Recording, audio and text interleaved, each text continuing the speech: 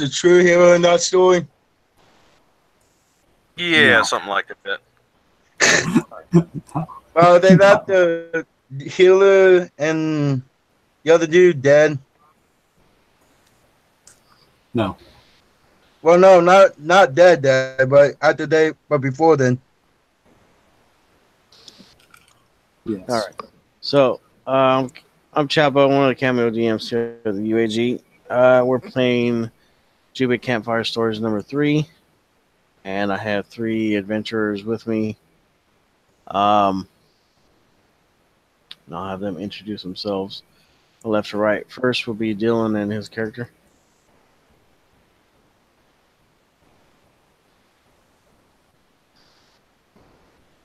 You're Dylan? muted, Dylan. Sorry, I put myself on mute. Okay. My name is Dylan. I am playing as a Dragonborn barbarian, and he's pretty powerful, but not that very smart. A little bit smart, but not that very charismatic, or whatever that word is. All right. Then we got Matt.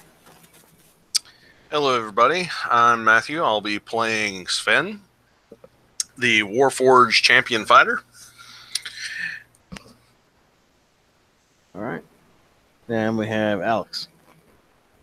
All right. I'll be playing Tasha Seabreeze, a water genocide, cleric of Tempest, ward domain.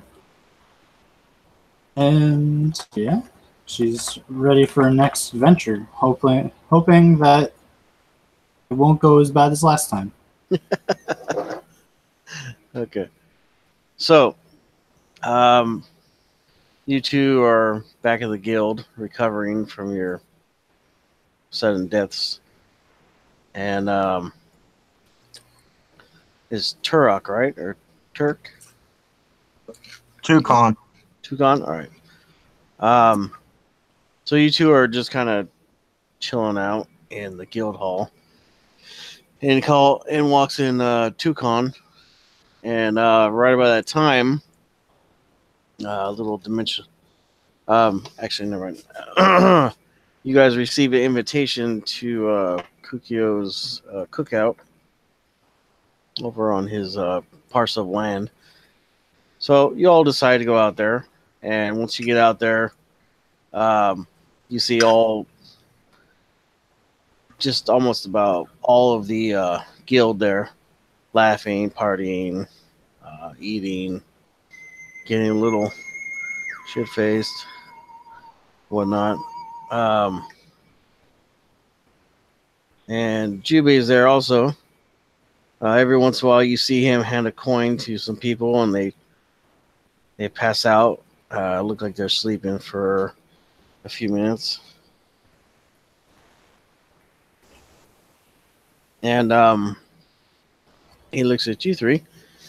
He says, well, seems you two had quite a time. Not my best moment, that's for sure. I guess not. I don't feel too bad, but I just wish that our companions weren't so forgetful about what was in their bags. He says, yeah, that definitely can put a hint on it. Oh. Shit. I'm just hoping that maybe I can make some gold one day and get enough gold to drink potions of healing at my own leisure.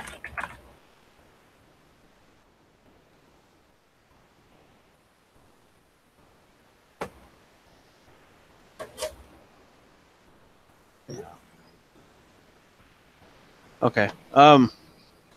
Shit.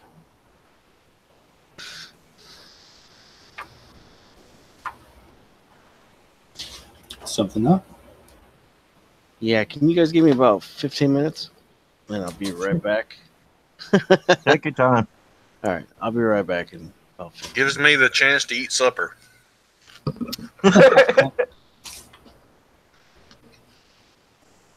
How you doing, Alex?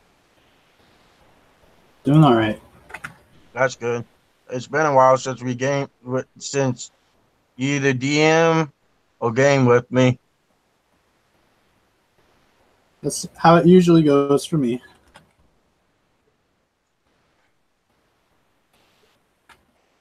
I don't remember the last game that we been in together. It has been a while. Yeah, I think it was in one of Jubei's campfires, but one of Jubei's shenanigans.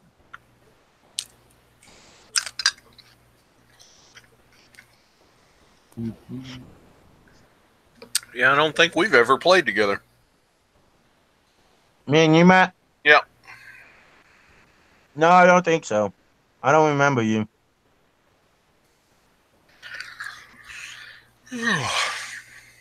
Someone is getting sleepy already. I stay that way. That's nothing unusual. Yeah, you get sleepier, then never go to sleep. Yeah, that's usually the way it works. Wait, really? I just guessed. Yeah, you guessed well. Damn.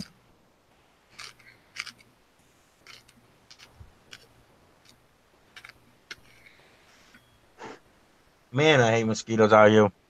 I wish we have a mosquito repellent thing out here. Yeah. They ain't been too bad this year at my house. Lucky. I'm out in the country. Yeah, me too. What part? Tennessee.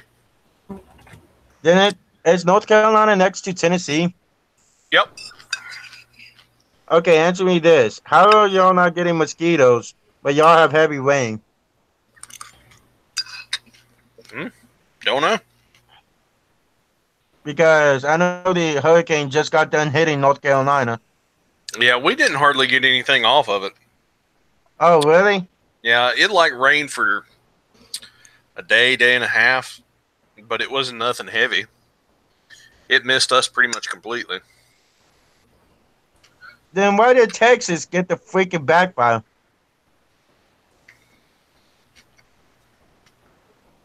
Man, Texas is weird. I used to live there.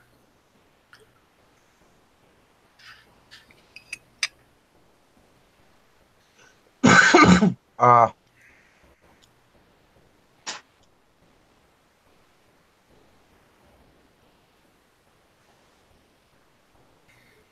Damn, it's already 8 o'clock for me. Wow. Yeah, it's 9 here.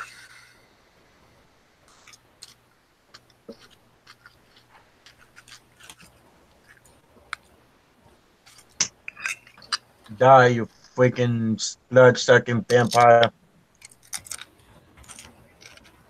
I just killed about 20 mosquitoes already.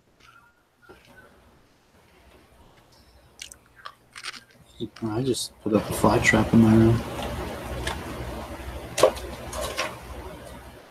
Yeah, it's something I've been meaning to ask you, Alex.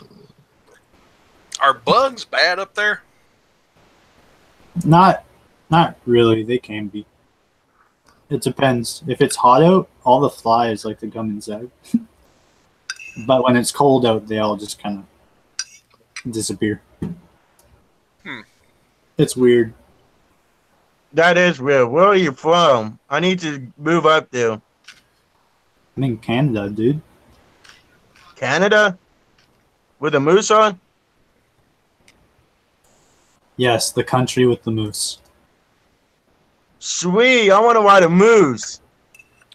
No, you don't. Uh-uh. Why not? They're mean. Very, very mean. They look cute. That's how people die. That's a true story. Wait, what? That's how people die? Yeah. But the cutest things of all is panda bears. Let me guess. They kill people too. I don't ever remember hearing anything about a panda bear killing anybody, but Okay, good. I do know for a fact that a moose will. But mooses are cute with those big antlers.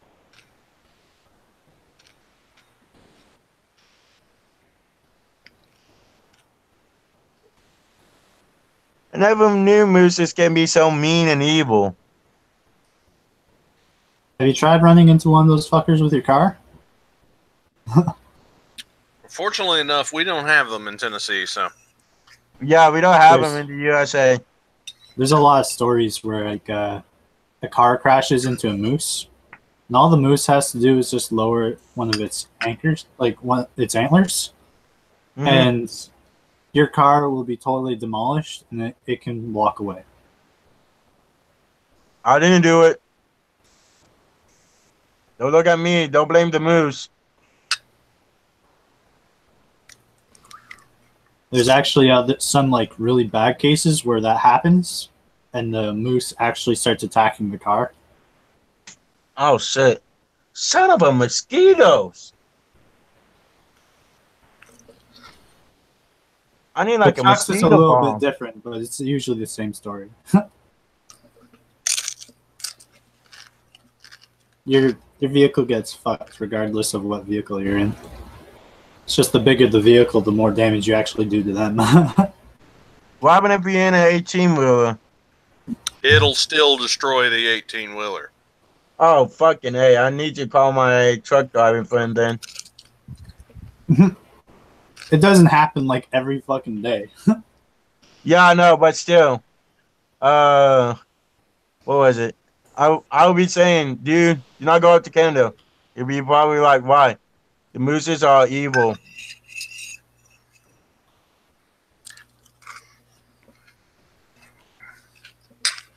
And he'll probably laugh or something like that.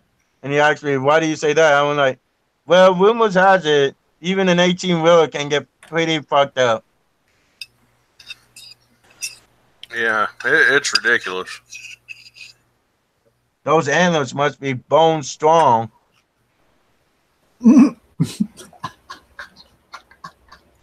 You don't say.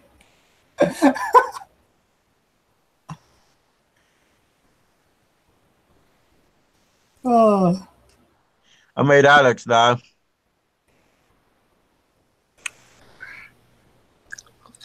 I wonder if you shoot a bullet through a moose's antlers, it will go right through it or stick right into it. Don't know. Alex,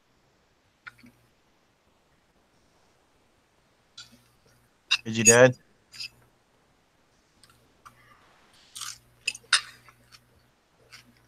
Alex, But did you hear me? no, I was chewing on chips. Oh, but did you hear what I said? No, that's the point of not hearing. Oh, sorry, I got confused. I said, have anyone tried to shoot a bullet in a moose's antlers? I don't think people intentionally try to do that. No, but by protecting themselves. Imagine it doesn't go very well. Yeah, I think they would piss off the moose. I think it would be more scared or anything.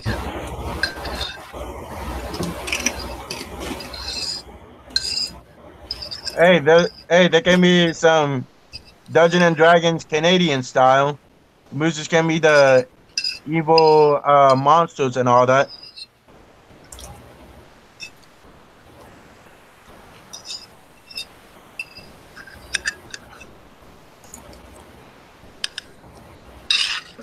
Do moose even have stats in Canada? Huh? I don't know. Wait, what? It's a homebrew monster. We were wondering if a moose had stats in D&D. For some reason, it's weaker than horses. All right. Okay, they have never met a moose before. No. And it's in D&D Beyond. And then there's a dire moose. Dire moose, really? Oh my gosh. Is it stronger than a regular moose? Yes. But not no real life moose.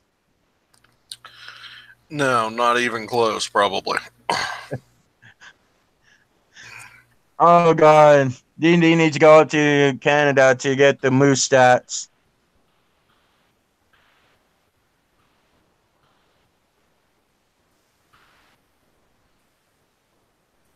They just gave the dire moose basically more antlers. They basically made it a triceratops. What the fuck? The image looks really cool though. A Triceratops moose? Let's see. The average adult moose can weigh somewhere between 1,000 and 1,500 pounds. Holy son of a shot. Whoa.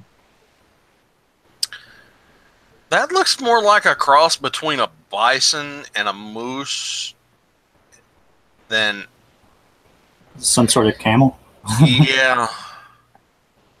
Well, Hey. the American bison has that sort of hump on its back too. So Now that's another creature that I want to ride. Is a camel. I've actually ridden a camel. Was it delightful? It was stinky. I bet it was because the hump was so big. Okay, that sounded wrong. Quite possibly. That I was probably 9 or 10 years old, and the only thing I really remember about it was that it smelled really, really bad. That's camels for you. I wonder if you can ride an alpaca. I suppose if you're small enough. Yeah, but they spit up some nasty crap from the mouth. Yeah.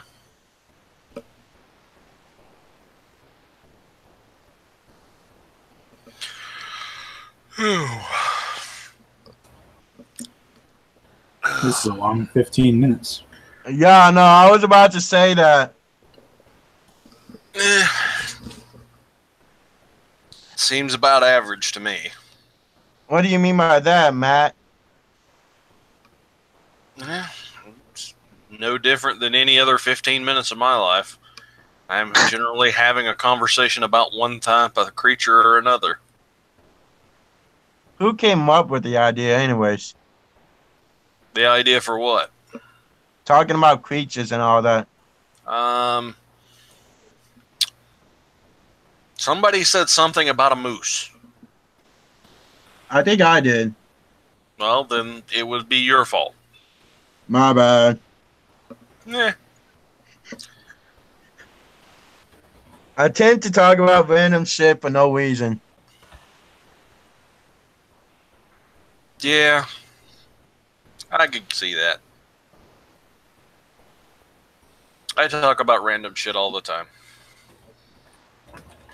Usually with my son. Which, you remind me a lot of my son. I'm probably the adult version of your son. Yeah. Don't know how old you are, but you may not be that far apart in age. 23, about to be 24.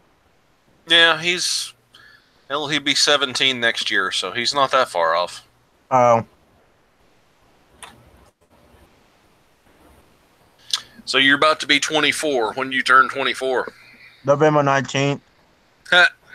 I turned 41 November the 9th. Oh, wow.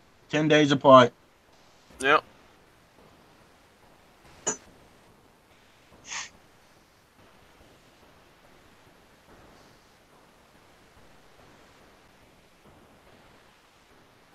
"20 minutes later, Jubei hasn't returned yet.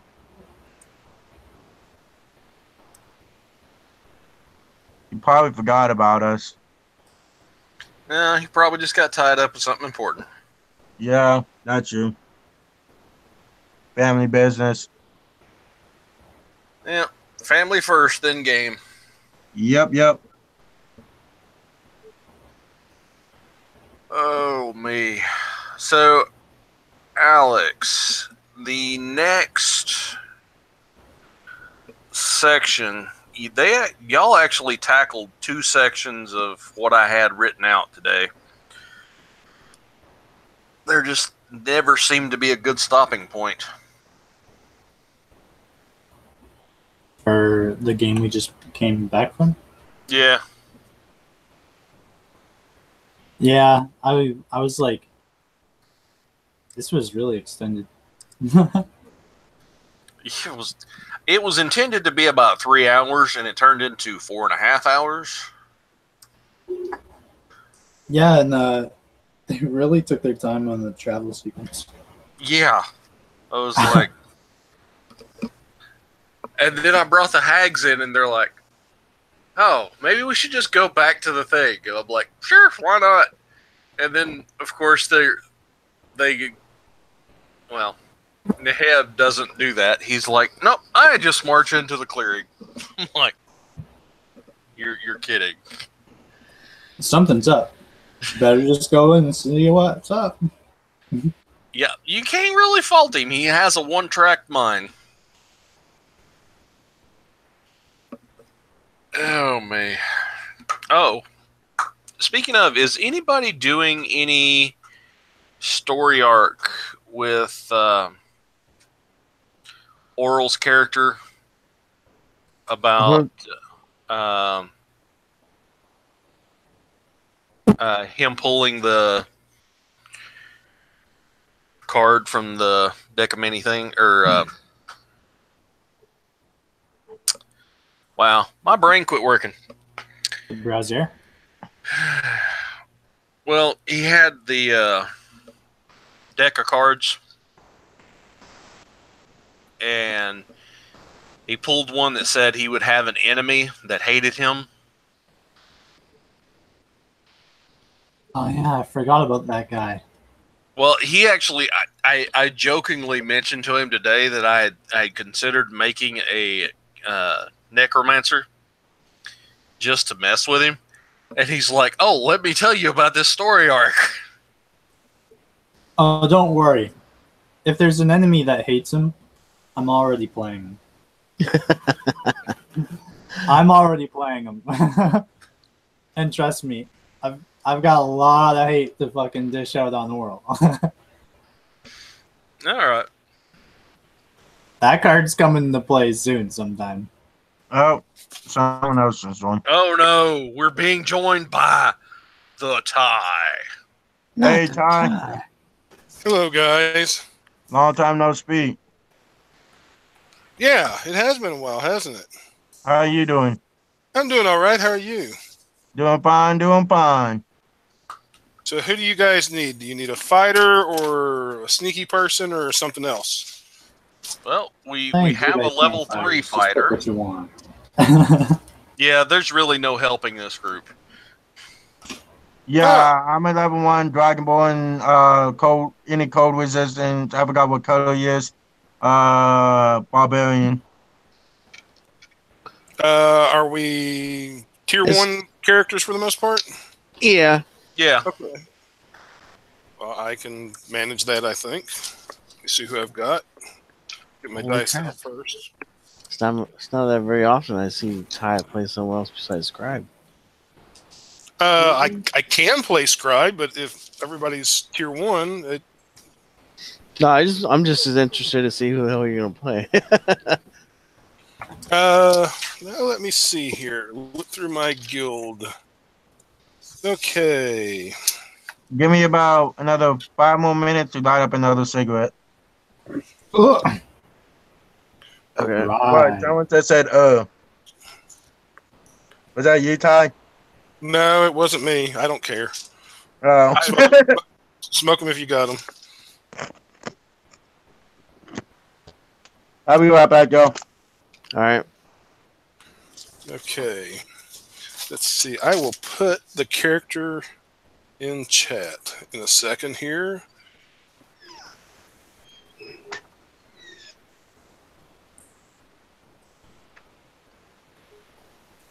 It will be the longest name of any character ever.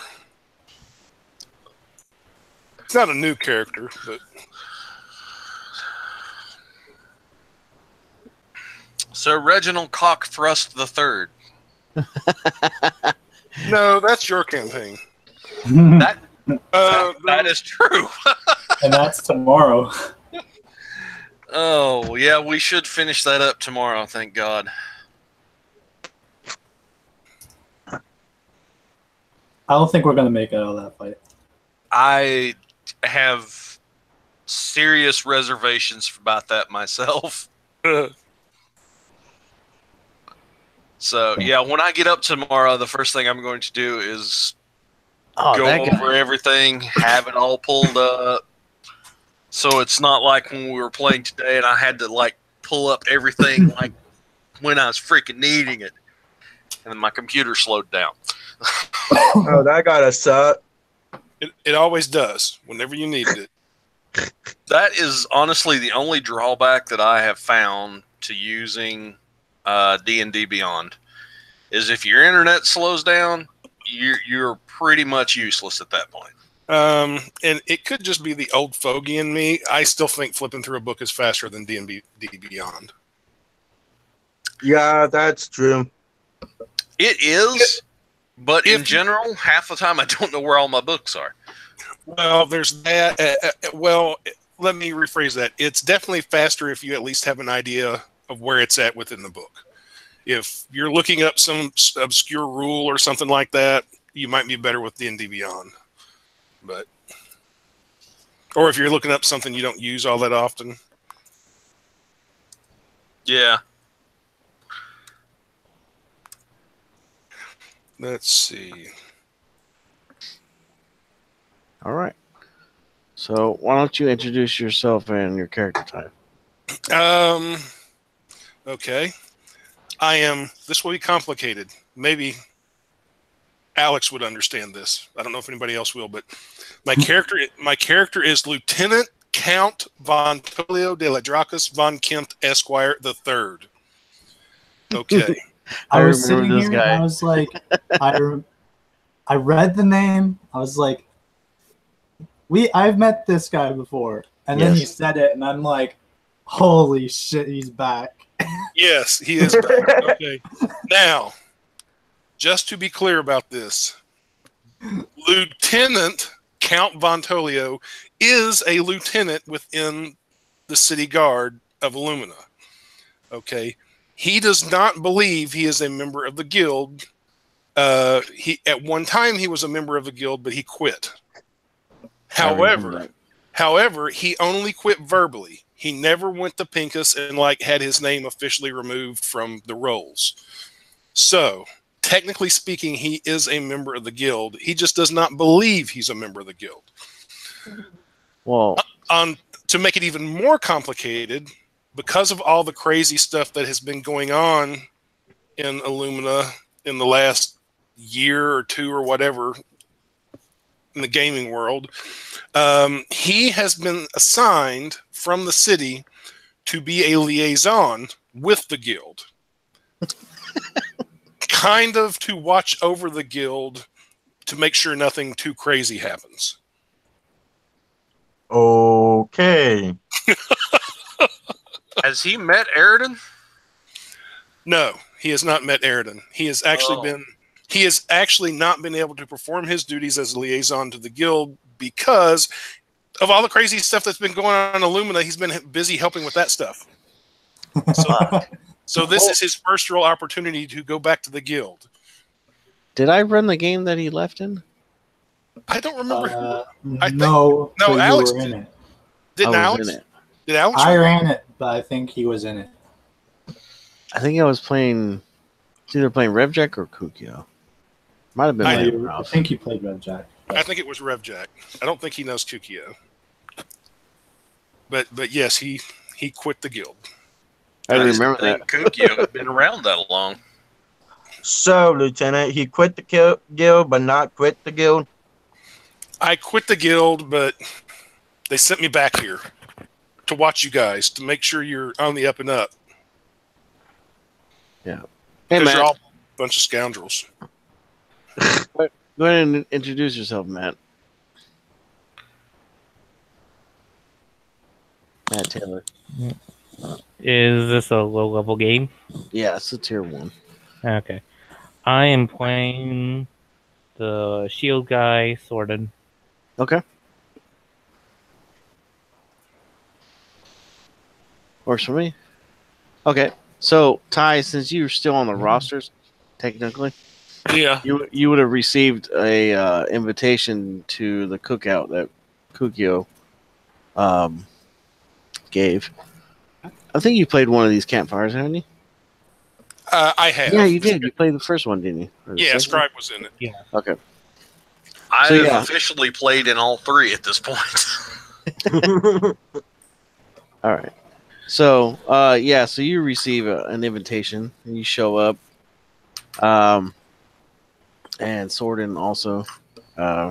So, you guys are all mingling, and at one particular moment, you all kind of sit around the fire with Jubei, and he's like, "Hey, you guys want to take a trip?" It's a fine trip. He says, "Well, you're not really going anywhere. It's just I give you one of my coins. You guys take a quick 30-second nap, and you go somewhere for about a couple days in your minds." This sounds like drug use to me. I'm not sure that's legal. Not at all, my good man. I mean, no offense, but I don't normally trust the word of fancy-dressed goblin speaking to me. Oh, he changes his clothes to a uniform of the Illumina Guard. There, does that suit you? Actually, that kind of disturbs me a little more. He says, "Okay." He snaps his finger and he turns back. He changes costumes to where he's wearing a red dragon costume now. How about that? Does that work better? Not really. No. Okay. All right. So he Oh snaps my back, god! goes back to his robes. He says, "Either way," he says, "Here." He opens his hand and there's 5 coins and they all float to you all. He says, "You can take them if you want to go along for the ride. You won't die or anything like that. It's just That's good. I've done that once already. I'd rather not do it again. Yes. You just kind of take a quick power nap and go into my little world." Well, as long as that's the only thing that happens. Of course it is. Well, I guess you need the world's best swordsman involved, so I suppose I can go along. That I do, sir. In that case, it's probably best that I go. Would that be Lieutenant Count or Count Lieutenant? Here in Illumina, I go by Lieutenant Count. Okay. Usually just Lieutenant or Lieutenant Montolio.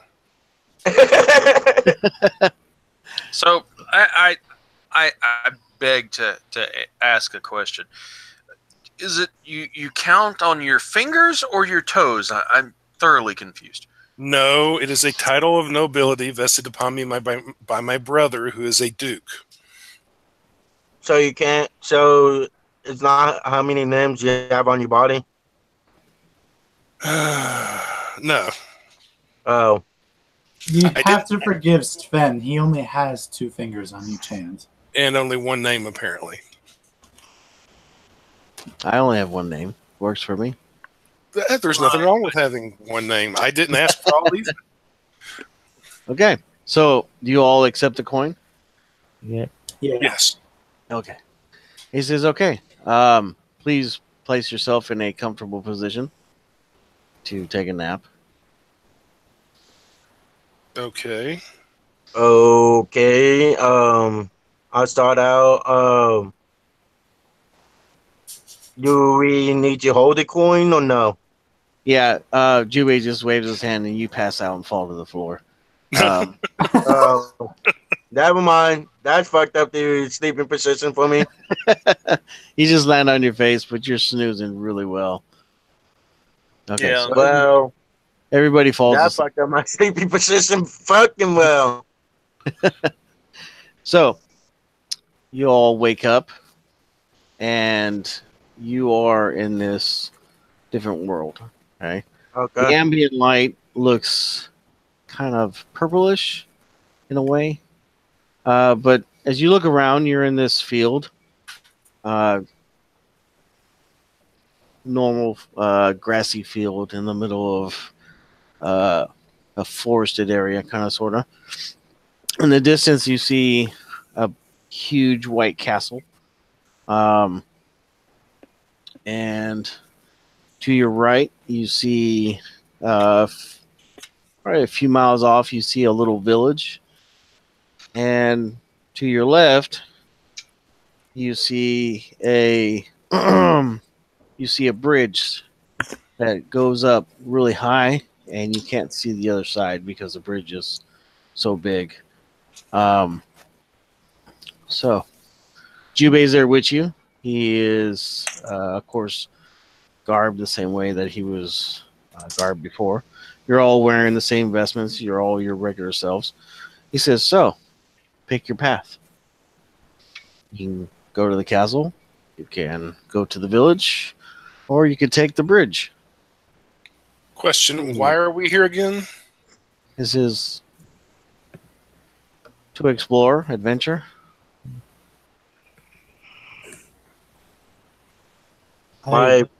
By a poisonous coin, we go on an adventure. It's not a poisonous coin, but it can be if you wish. Well, it just put everyone to sleep. Right. The village then. Okay. Let's I'm see what going the for the omelet bridge. has in store. I'm going for the bridge. Um, I'm following my friend. Okay. So I have Who's your two so friend? far that's going to the village. Who else is going to the village? hi. We can go to the village.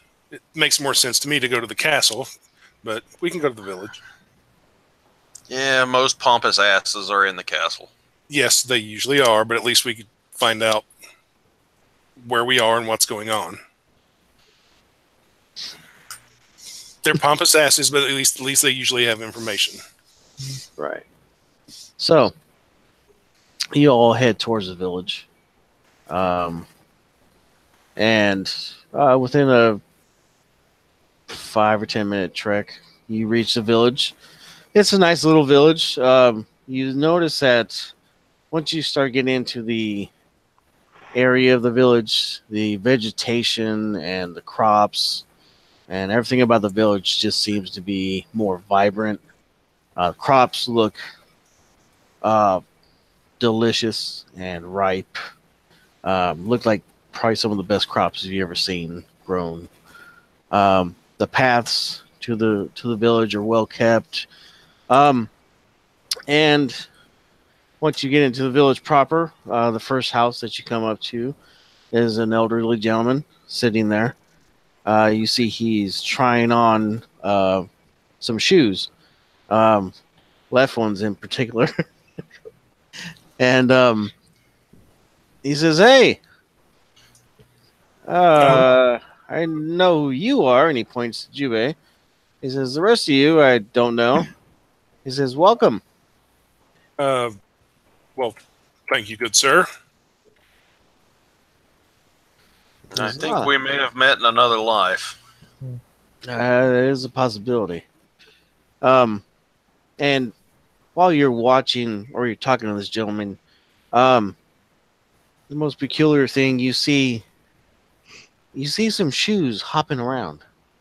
And in particular, they're all left-sided shoes, and you see two big shoes and a pair of small shoes following them.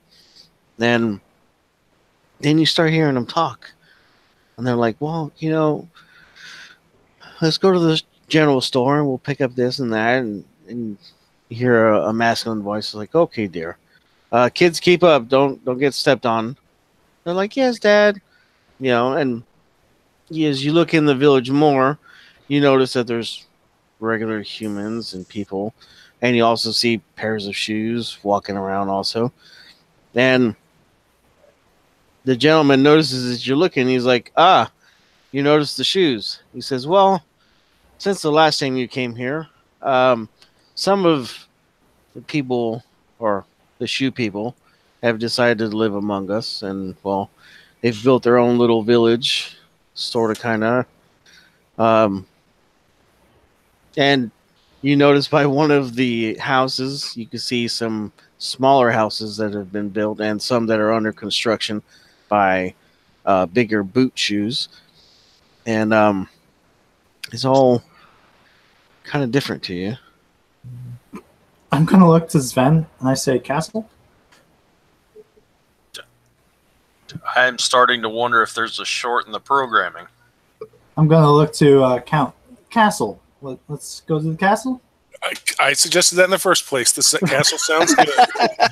Yeah, the castle sounds better. Or the bridge sounds better. Obviously, I was correct also in that this goblin has drugged us.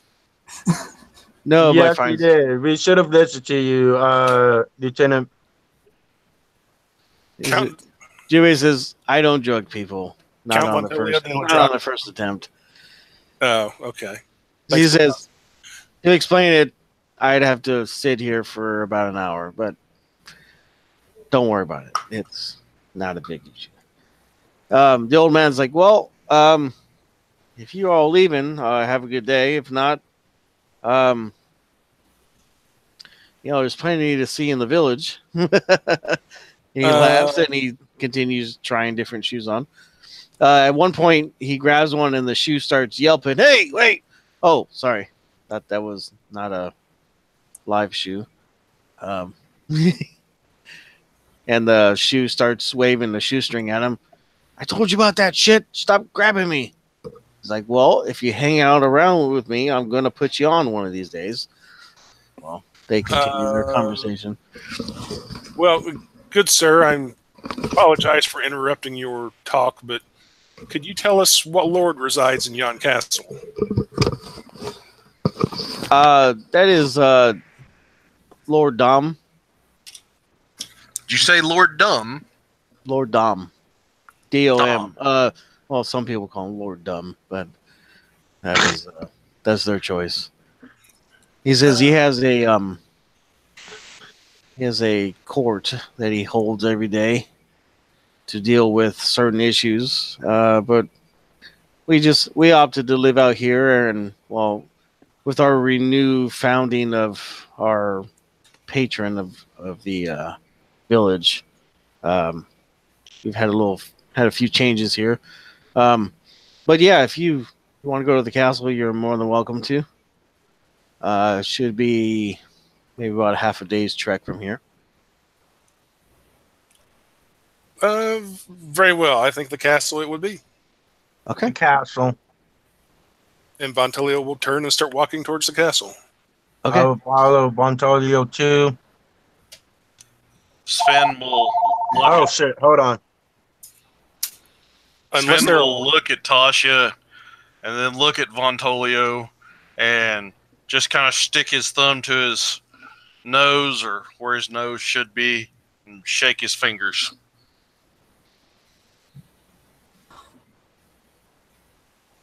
Okay. I'm just gonna pull my vestments over my head to hide myself. It has been a weird experience. Let's not talk about it. You find talking shoes weird, but you hang out with me.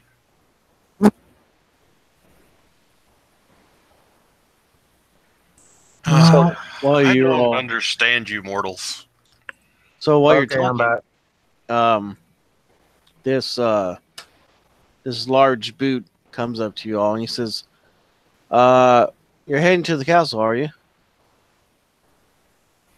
yes. Yes. Yes. Do you mind if I tag along?" Sorry, I don't speak tongues. I don't either. I speak common. By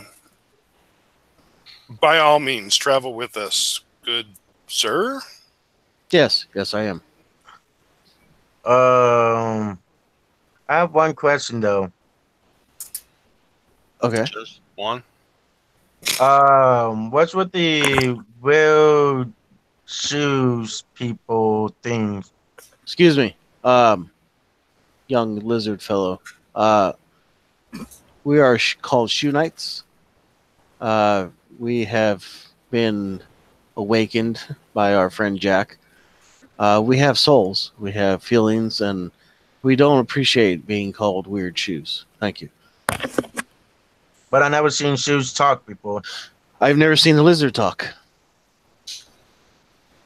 Touche, touche.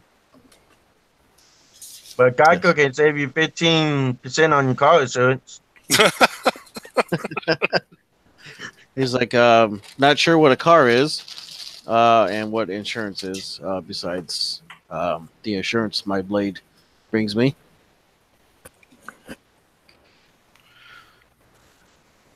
So how am I to refer to you? Oh, excuse me. My name is Sir Butolio. So Butolio. Yes.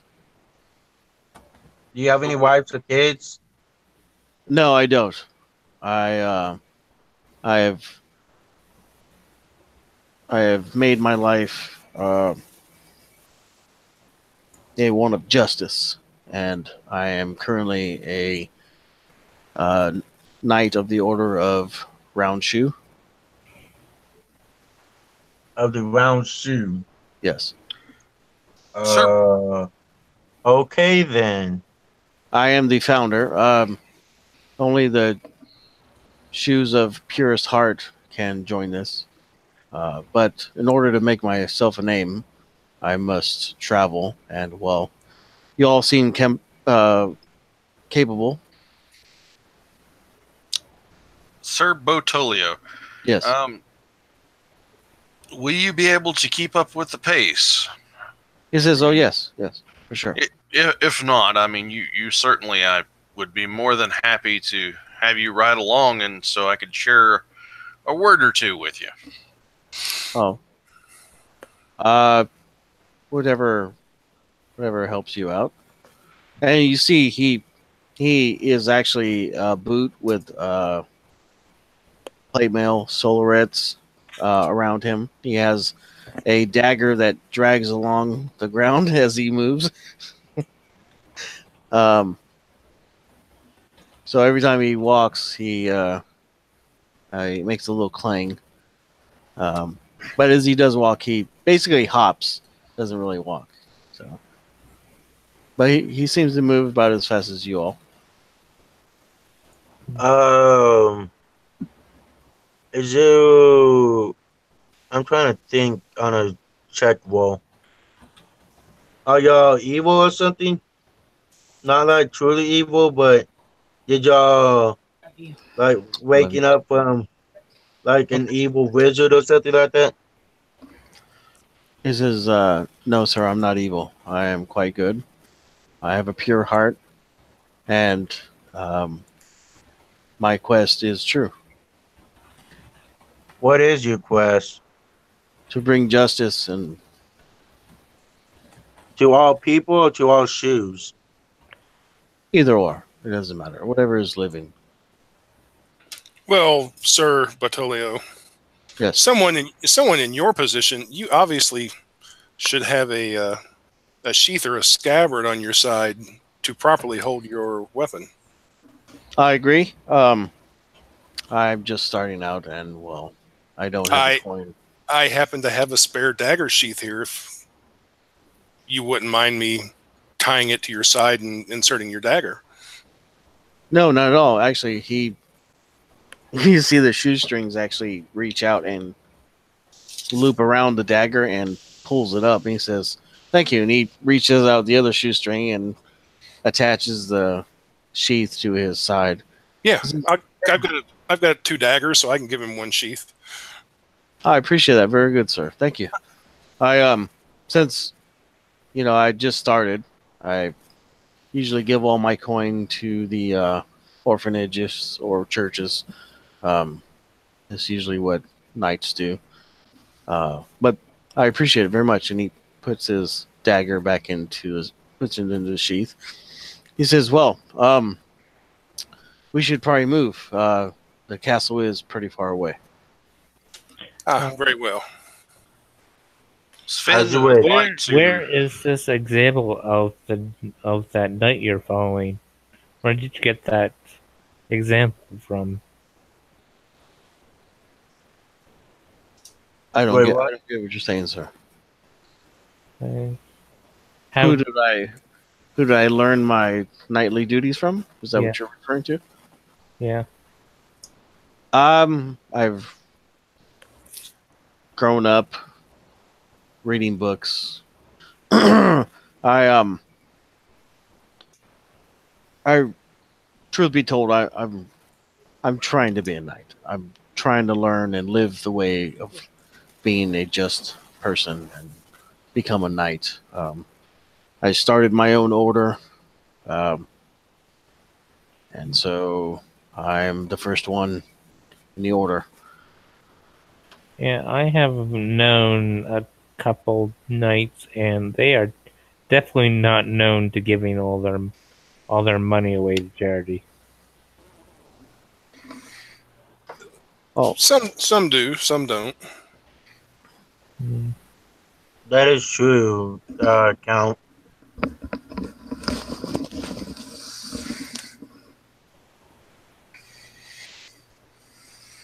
I understand what you're saying. Thank you. My own tenets are just what I follow. I'm trying to learn my path in this world.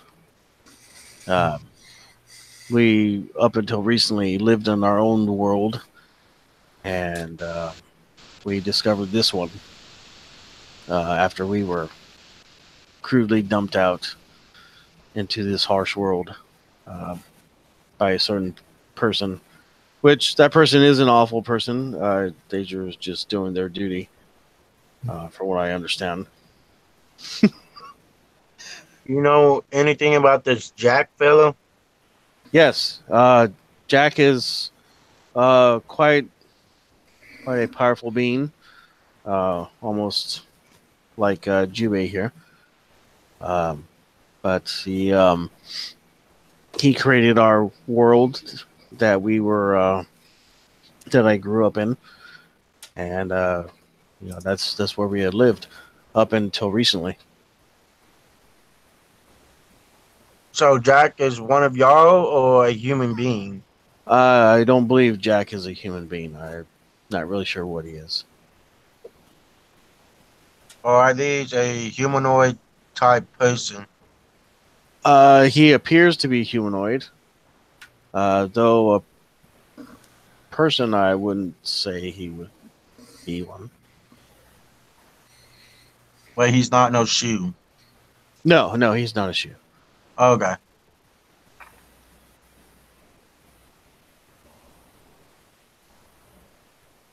He was like, castle? Yes. Oh, yes. Right. Everyone onward to the castle then? Walking that direction. So, Sir Butolio keeps up with you guys fairly easily as he hops along near you. So, well, half a day, you get to a pair of towers along this road. Some guards come out. And they say, "Halt! Who goes there?" I am Count Vantolio de la Dracus, von Kempt Esquire III, and these are my traveling companions. My name is Right. Tasha. Ma'am. I am Sven. Ah, Sven. How are you? Yeah, I can't complain. He looks down at Sir Brutolio. And Sir Butolio is like, I am Sir Butolio of the Knight of Round Shoe. He looks at the boot. He looks at you all with this kind of like, what the fuck look. And he looks down at the boot. And he's like, greetings, Sir Knight. What business have you in our land?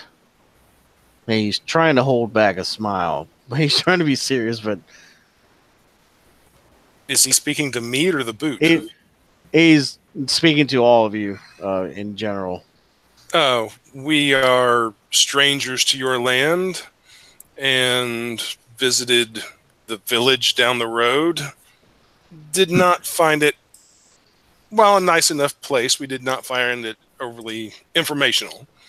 So we decided the castle would be the best place to visit, to get a lay of the land, so to speak, and to perhaps visit your lord. Ah, well met. Well, continue down the road. You will come upon the entrance to the castle. He hands you a piece of paper which has a word, the word admittance stamped on it in red. He says, hand them that, and they should let you in. Enjoy. Yeah, very well. Many thanks. Yes. So you guys go through without any problems. The two guards kind of watch you guys, and particularly watch Sir Butolio. You hear him talking like, "What the fuck was that? Dude?" I've never seen. Will turn around and just glare at them. Sven, okay. They stop constants, talking. They stop talking and head back into the guard tower, but you can still hear them talk. They hear them laughing after a minute or so. But Sir Butolio still holds himself upright. Just pay no mind, friend Sven. Some people don't believe in justice and that any creature can strive to be excellent in the name of good. Sir Butolio, I feel that we might share a kinship, being both created beings, or at least soul-inspired beings. I agree wholeheartedly with you. A firm ground under our boot, and justice out there to be wreaked upon the evil. That sounds good to me. Shall we continue, my friends? Very well. Right. Yes, we shall continue. Well said, Lizard Man. And he hops on. So, probably about 20 minutes later, you guys reach the entrance to the castle. Okay, it's a normal castle. It's got a nice white stone wall that goes around the whole thing. It's quite fantastic, actually. If you look at it, it's got spires and it's got towers that come off of other towers, and it's all just kind of just towers and other towers sticking off of it.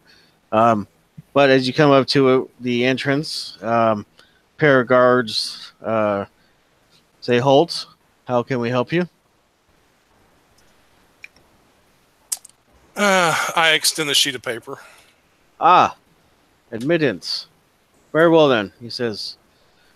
Enjoy our fair castle. He says, Thank you.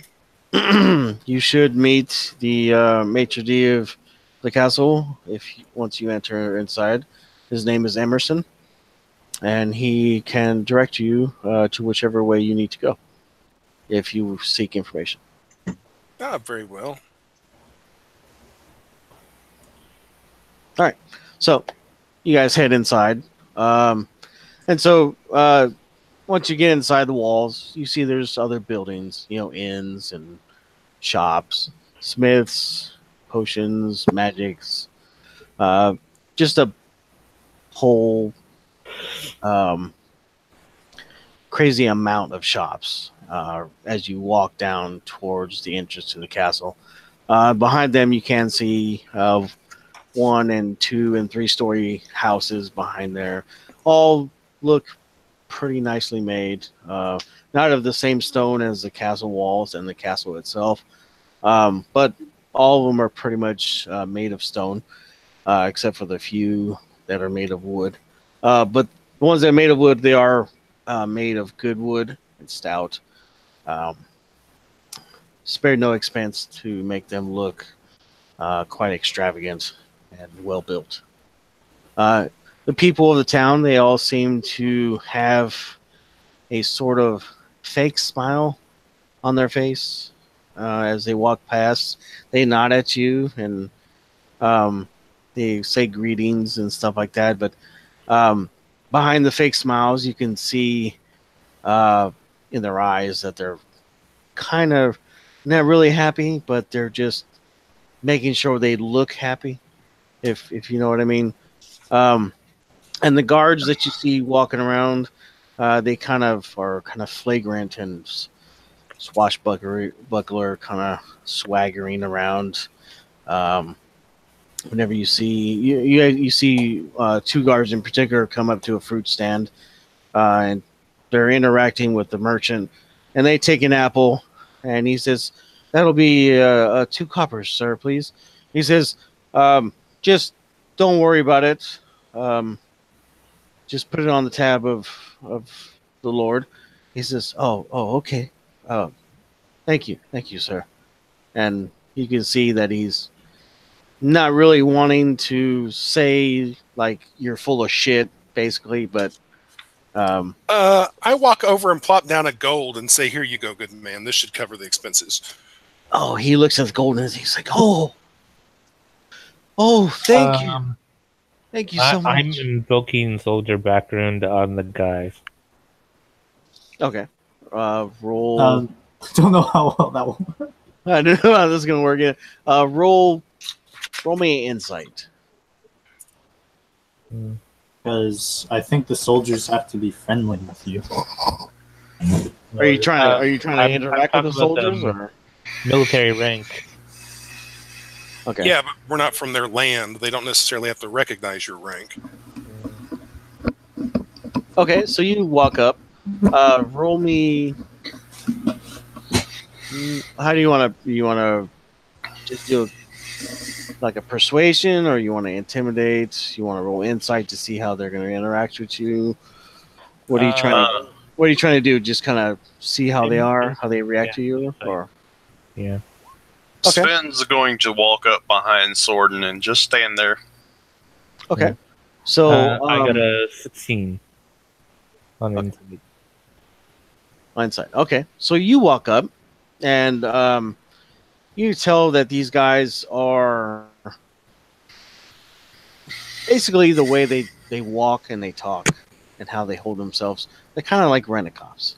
Okay, they don't seem like they have any discipline, and the way that they interacted with the merchant, they just kind of use the title of guard as a way of pushing themselves onto people or getting what they want.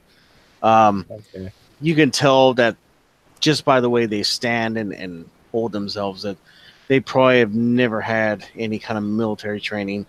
They could just be as good as some brigand that just came in to the castle and wanted a job, or maybe they knew somebody that got them in or something like that. It's kind of how they hold themselves. Yeah, I rolled a 23 intimidation because I'm about to go off on them. Okay.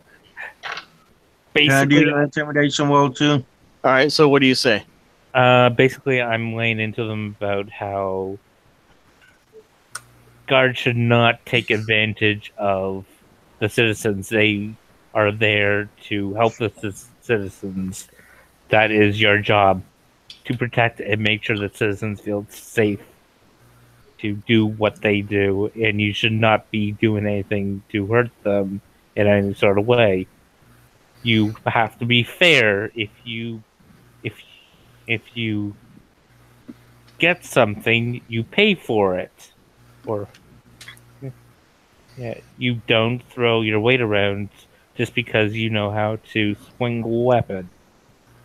So he looks at you and he looks at his friend, and his friend kind of looks away, and he's like, "Well, uh, I'm a guard, and I act in the authority of the Lord. You move along, or I might have to detain you." At this point, Spin's going to just sort of clear his throat and give him the eye.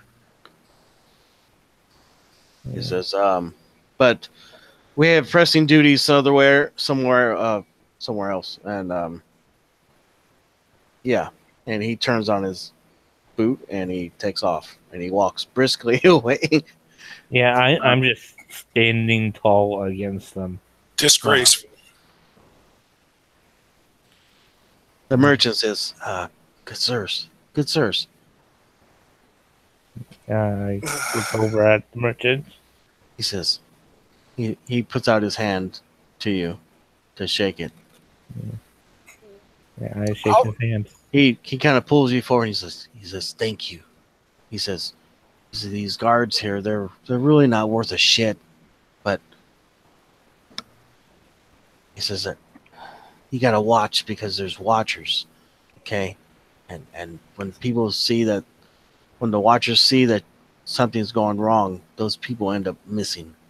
He says, "Just keep an eye out, okay? They usually have a raven tattoo on their wrist or something like that, and then they walk around in cloaks, even during the hot seasons. Just be wary, okay? Just thank you so much for standing up for me." And your lordship tolerates this.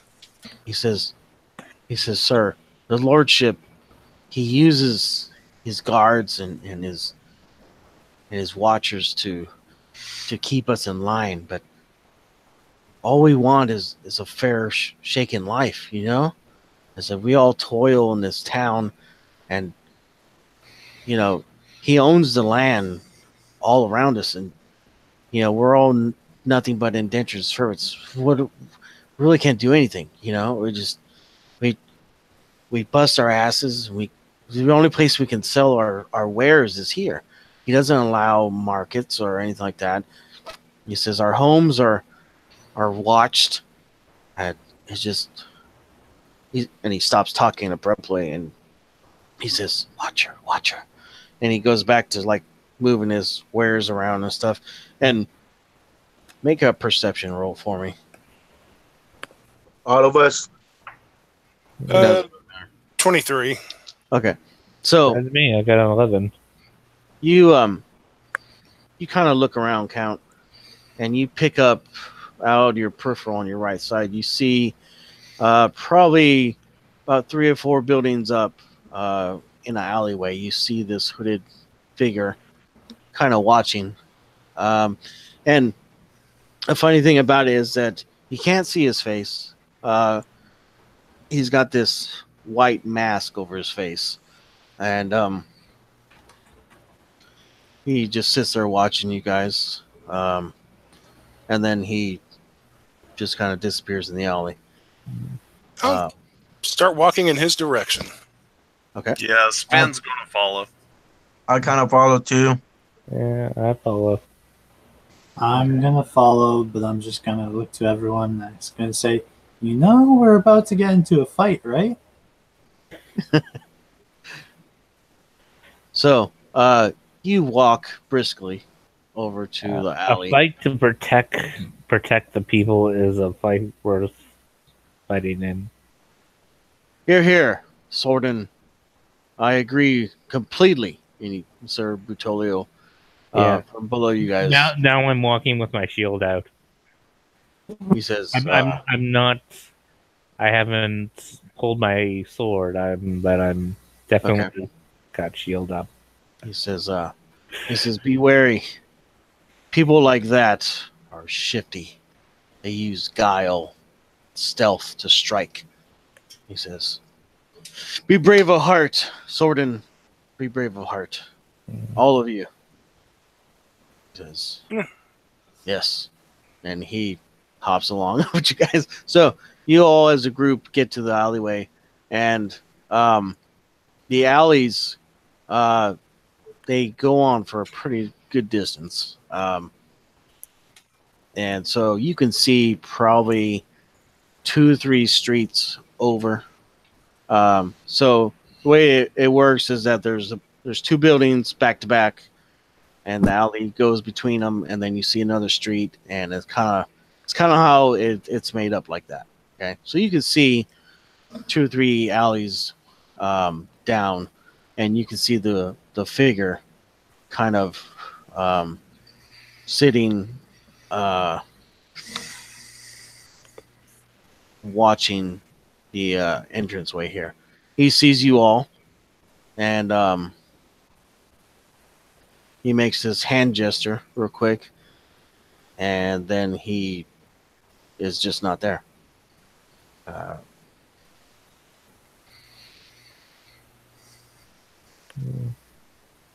Outwardly Gone moved. invisible, or he teleported.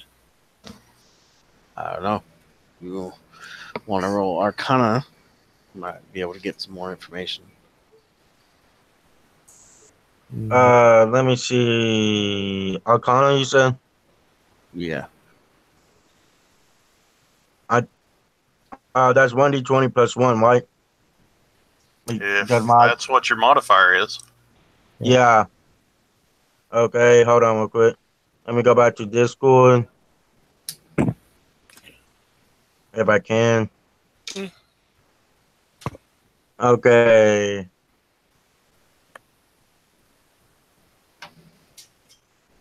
Where's the dice at? The dice chat. Y'all don't have a dice roller channel. How do y'all use the dice roller? Okay, so go to the dice roller, and you're supposed to type this macro in. It's the exclamation point before or after the R. So if you can see the chat, that's what it looks like. Yeah, it's And then before. you put a plus and whatever your modifier is in afterwards, and it should come out. Yeah.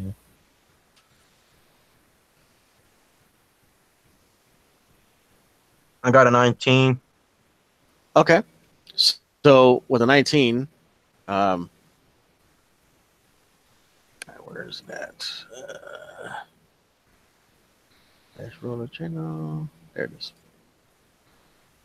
Okay, so with the information that you can see what he did, he basically cast a spell. You can see that his mouth was moving and his hands were gesturing, and then he pulled something out of his pocket and it disappeared, and he disappeared. So pretty sure he turned himself invisible.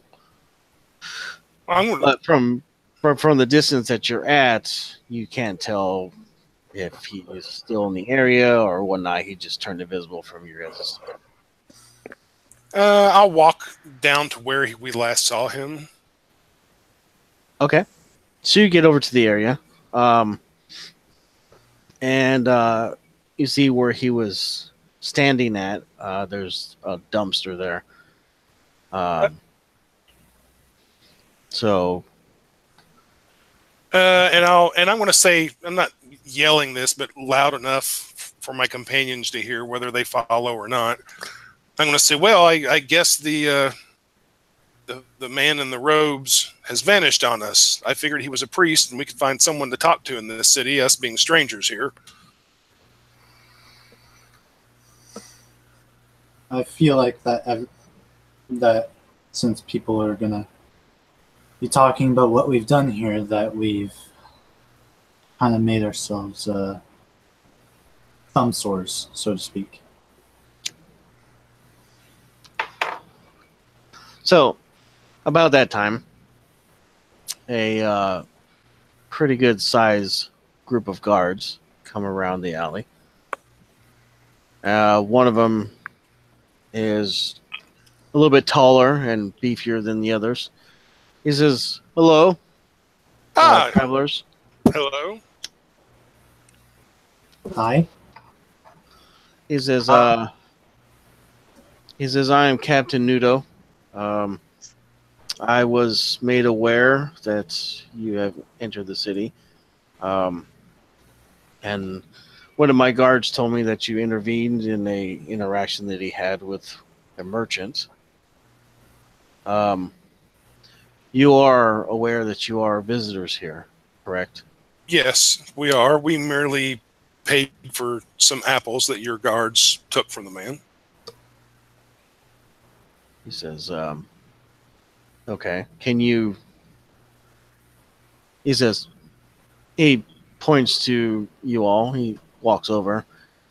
He says, he looks back at him. He says, "Stand." And so with that, the guards kind of form like a semicircle, facing outwards towards the general populace.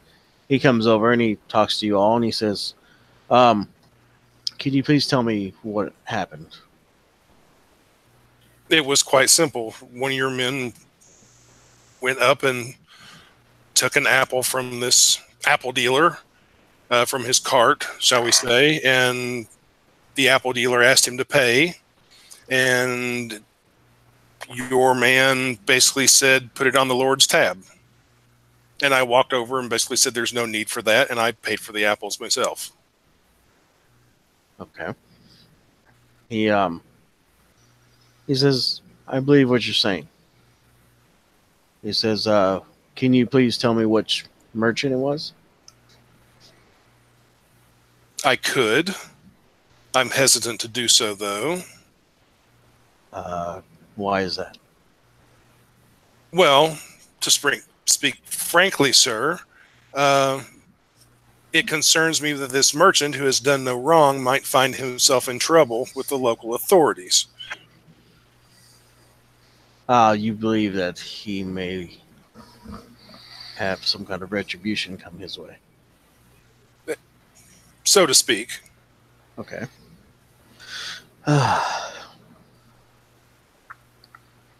He says, "Well, since you're speaking frankly, I'll speak frankly." Um, he looks back to where the guards are. He says, "There's a lot of corruption in the guard force." He says, "And also within the hierarchy of the monarchy here." He says, "But I am trying to work that out." He says, "I appreciate what you did. But if you do have a problem in the future, could you bring it by me first?" And where will you be next time? In the guard barracks where my office is. Well, Captain Nudo, that's fine. I have no problem with that. I can do that. I'm not sure I considered that what I would normally think of as a problem, though. These men weren't paying, and I offered to pay. There was really no more to it than that. So I mean, no offense against you, but I did not even think that's something I should bring to any officer's attention. Not at all. Not at all. And I understand what you're saying. I recently worked my way up to this position. And I am sort of trying subtly to work those types of guards out of the guard force. It's much more of a problem than I thought it would be. But well, all I can tell you, they seem new. yeah, well, we've recently had a new courtier come to town, and with him flashing his money and whatnot around, a slew of new guards have mysteriously gotten jobs. And these particular guards seem to think that they can flaunt the Lord's name in such a manner. He says, not so. Not so. So if you do see any more of these guards, and you happen to... If you see two guards that look like they got a severe talking to, that's them. Okay. He says, well, you happen to see them again. If you could get their descriptions for me and their badge number, that would definitely help me. And you see that he has a badge on him. He's got a number. Well, it may not make any difference to him, but Fontolio has a uniform on. It's not a local one, but... He says, okay. He says, I see that you have military garb on. He looks at most of you, says, I can tell some of you have had military training. The guards have a short basic training.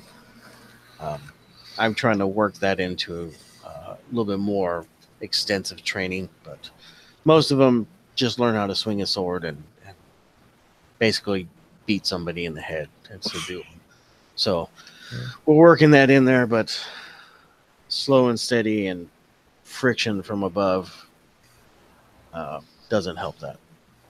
He says, but I will tell you this. He says, he reaches in his pouch and he pulls out a piece of paper and he pulls out a little ink jar and he writes something on, scrawls something out on a piece of paper, and he hands it to you. He says, if you happen to have any problems that you think is out of line, give this paper to the guards and they'll bring them to me, and instead of them trying to exact justice on the spot, they'll have to bring you before me. Very well. One question, though. I'll take the sheet of paper and fold it and put it away. One question, though, Captain. Yes.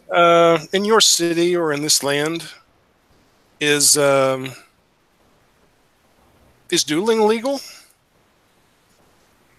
Yes, but it has to be by the law. What do you mean by the law? Ooh, I like Yeah. where this is going. He says, well, by law, it states that a challenge can be issued. Each combatant or duelist has to have a period of time to prepare for the duel, and a specific spot is sanctioned and cornered off within the city for these duels. Mind you that these areas are usually used for offhand bets and stuff like that. Sometimes people use them as entertainment instead of actually doing a duel to right or wrong. So Is sometimes... betting illegal here?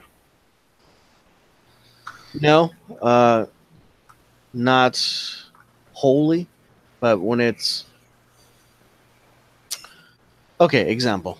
If you know, let's say this gentleman here, and he points to the account, is a renowned duelist, that he has many fights under his belt, and he is an expert with his weapon.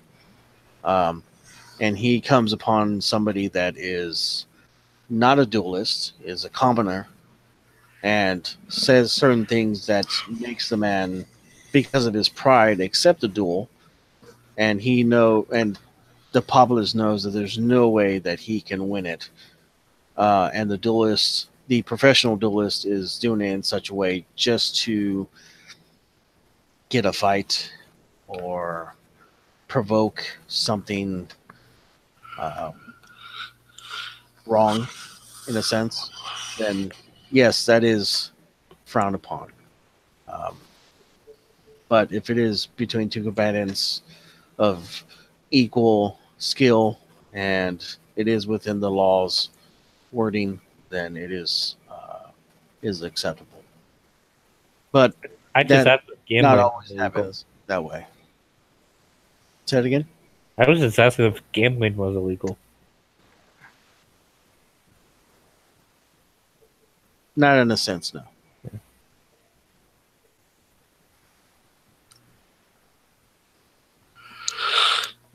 Do y'all have tournaments or something like that for dueling? Say that again. Tournament? No, we don't have tournaments. Dueling and usually ends up in somebody seriously hurt or dead. Hmm. We do have pit fights, and we do have a gladiator arena that we have just built.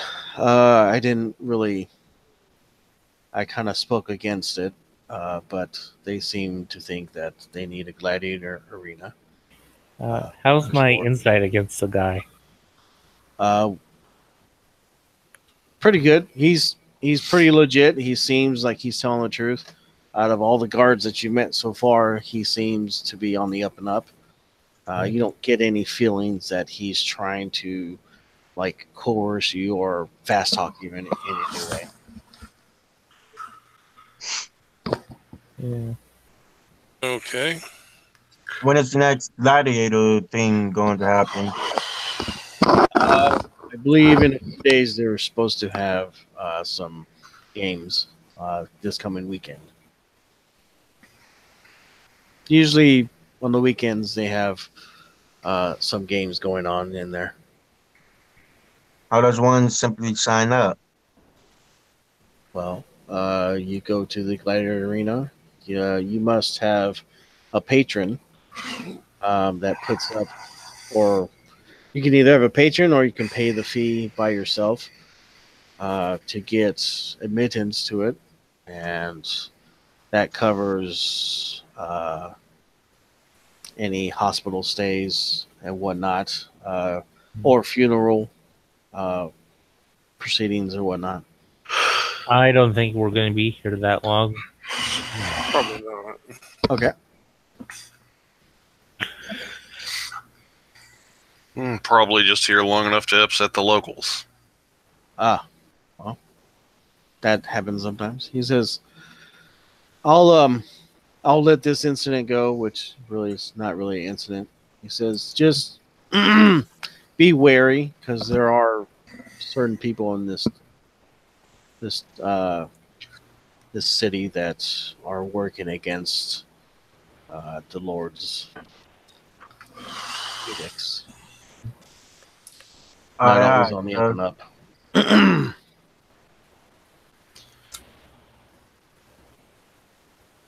So, with that, he says, "I'll bid you good day. Be safe." And he leaves unless you have more questions. Nope. No. Okay. Nope. So, what do you guys want to do?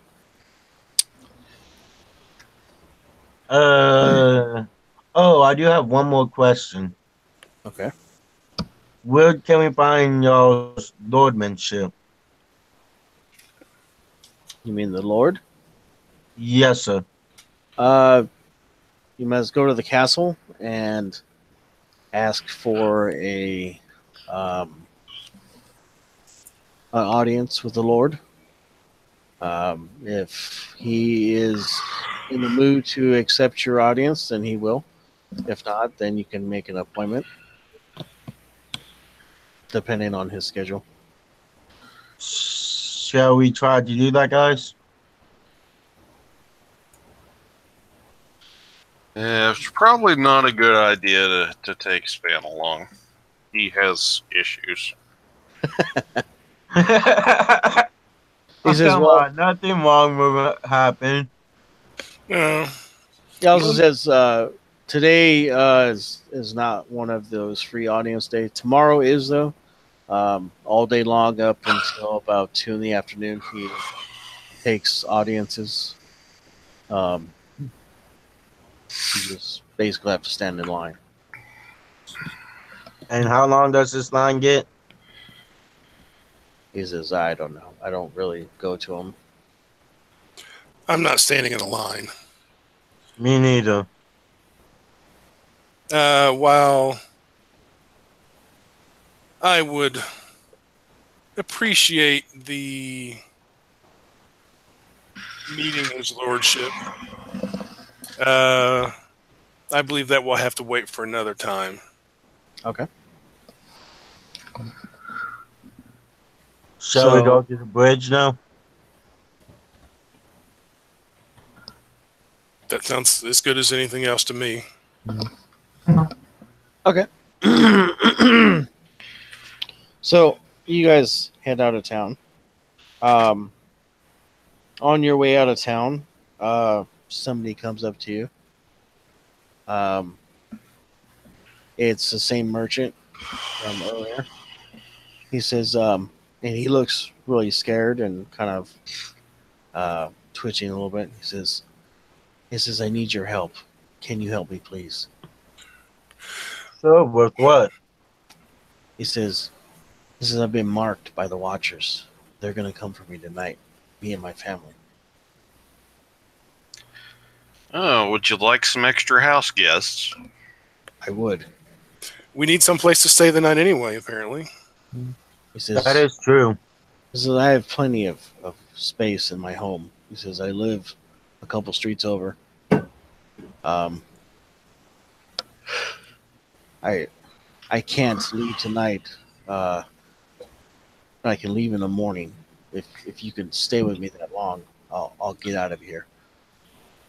Von Tolio will turn to the rest of his group and say, do any of you gentlemen have a problem protecting this man and his family overnight? I don't have any problem whatsoever. And then we can escort them out of the city in the morning? Yes, sir. Sounds You like got my vote. Sir Butolio, what is your opinion? Well, I believe we should help this man escape this injustice here. This town has a feeling of evil underlying. Something sickly. These people just seem wrong.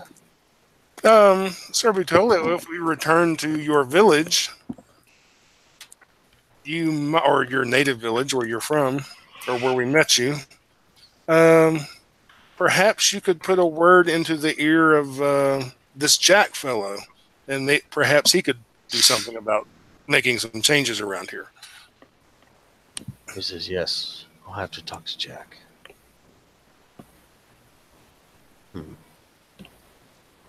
He looks up at the sky. He says, and you see it's starting to get a little bit darker. He says, but I fear that we won't make it there and back before the morning or before night falls.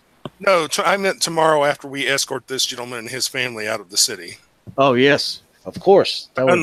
Unless you wish to go alone tonight and while we handle this task. I cannot leave this man and him being within the grasps of evil. And he puts his shoe strings out and like makes fists and shakes them. He's like, I cannot leave somebody that needs my protection. No.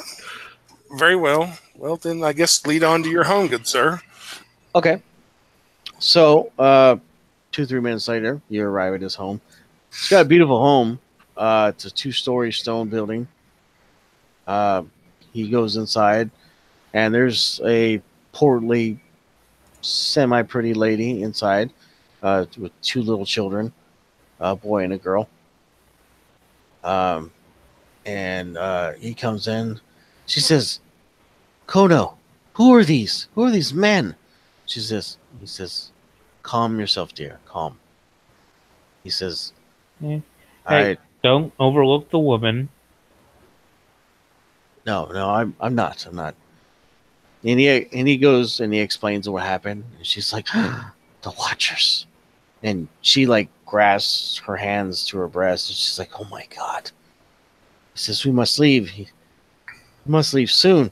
He's like, I know, dear, but it's too late in the day. We get out of the city and they'll for sure have us.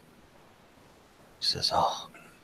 And she looks at you all and are you here to help us, to protect us? We are. Oh, Yes, thank you. ma'am. She runs over and she hugs each of you with a pretty strong ass bear hug. Thank you so much. Question. Not to her, to the DM. The original guards that gave us a note to get into the city in the Mhm. first place, did that or perhaps anything Captain Nudo showed us have the king's signature on it? No, but it did have the royal seal on the piece of paper that Nudo gave you. Okay. Like if it was official stationery. Okay. Von Tully is going to go over in a corner, pardon me for a few minutes, and he's going to spend about a half hour with some ink and paper, and he's working on something. Okay. So she says, "Please sit. Find somewhere to sit, please." She starts running around and moving things around. She says, "Are you all hungry?" Yeah, a little. Five Spanish. Okay. Okay. Wow. She says, "Well, I'll have to make a feast since this is our last night in town." And when she says that, the kids are kind of start crying, and she's like, "Oh, dears, don't worry, no worry. We are safe." She Well, says, "Why don't you go play in the nursery?" They're like, "Yes, mother," and they run upstairs. Would one of you be so kind to watch the children while I finish here? I in- would. Thank you. You Tasha? very welcome. Yes. Do you mind assisting With? watching the children? Yes, I can. Okay, so Not really great with them. So You just have to keep other people from like hurting them. okay, so Toucan and Sasha head up to the nursery with the kids. I take it. Yes, sir. All right, so you two go up there, and it's a pretty good size house. Their nursery is pretty good size. The little boy, he's got little dinosaurs and carved out of wood and some other stuff and blocks. And the girl, she's got a dolly with a little table, and she's having tea time and stuff. She says, "Miss Sasha, can you sit down and have tea with me?" It's Tasha, but I'll excuse you this time and get your drink. She says, "Okay, I'm sorry, Miss Tasha." She says, "Please sit. No. This I'll is just- Princess Flowers," and she points to a doll that's sitting in a chair.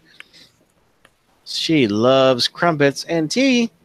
It is tea time. So she sits down and she puts on this little apron and she walks around and she starts pouring you imaginary tea. And she pours some for Mrs. Flowers. She pours some for You know what? Let's herself. have fun with this shit. When she's pouring the tea, I'm gonna use my water genocide ability to create water. Okay. And shape water so it fills up with water that looks like tea. Oh, wow. Okay, cool. So she's like, "Oh, wow, I've never had real tea in these things before." And she's like really damn happy. So you do that. And so she's having a fucking great time. She sits down. She actually has some like little cookies that she sits down in front of the table. She's like, "So, Miss Tasha, you are a woman of the town, aren't you?" That could mean a few different things. No, no.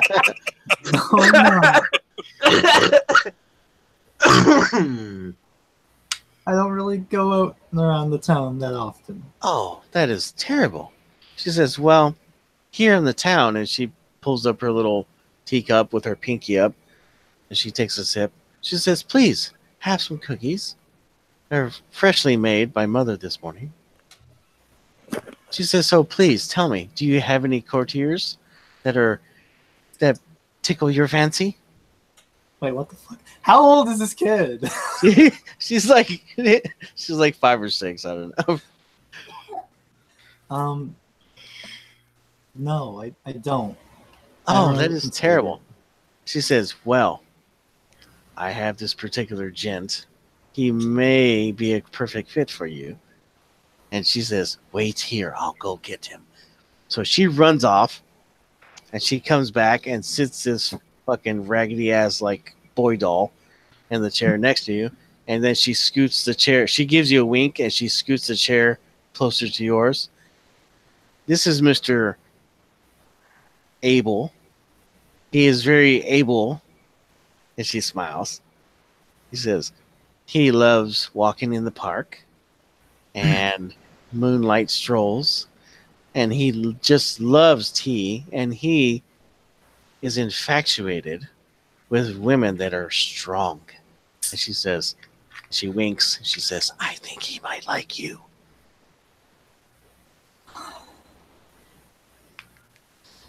I'm gonna play along with the kid's fantasy. Okay. Oh my god. I'm not gonna roll It's turned out to be a real story so far. So the boy is over playing with Toucan. And he's like, wow. He says, what are you? You look just like a dragon. Me mate, I am. He's like picking his nose and eating his boogers. He's Yeah. like, wow. And he like reaches up and he like touches your like scales on your face. It's like, wow. They're like metal almost. Yes, they are. He says, but did they take your color away? I Mm, thought dragons were like red. some are, some aren't. My species are very well. Oh, that's fantastic. He says, can you fly? Yes, I can. Wow. Can you breathe fire? Not fire, but ice. Ooh. He's like, come here. I want to show you something. And he goes over to this window and he opens it, right? I'll follow him. And across the way, maybe about 10 feet, there's this freaking there's this like plant on the windowsill across the way. And it looks like a rose basically. He's like, that's Mrs. Castor's prized flower. I hate that bitch. She always yells at us when we go outside to play. And she says, you're going to wake up my plant and stuff like that. She's really mean. He's like, she's not home right now. I know so because I heard her yelling at her husband this morning that she's going out on town to have time with her women friends or something. He's like, can you freeze her flower? He's like laughing and shit. He's like looking at you like really big eyed. He's like, can you? He's like, freeze it. I can turn it into a crystal. Okay, that's cool. That would be fantastic. I'll blow out a soft crystallized smoke across to make the rolls into crystal rolls. Okay. So, roll your damage for your frost breath. I hope it doesn't kill the flower. No, not your frost breath. Okay, let me go back to my character sheet. Breath weapon code 15 feet cone 2d6 cold damage DC 11 con save. Oh, just roll your damage, brother. So 2d6. Yeah. No bonuses. No, you're just rolling damage. That's all. Okay.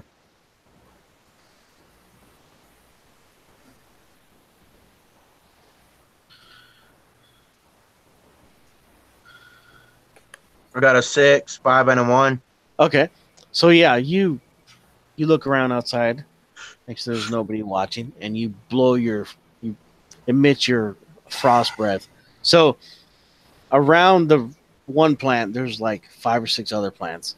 So when you blow your cone, all the plants turn into ice. Oh my god!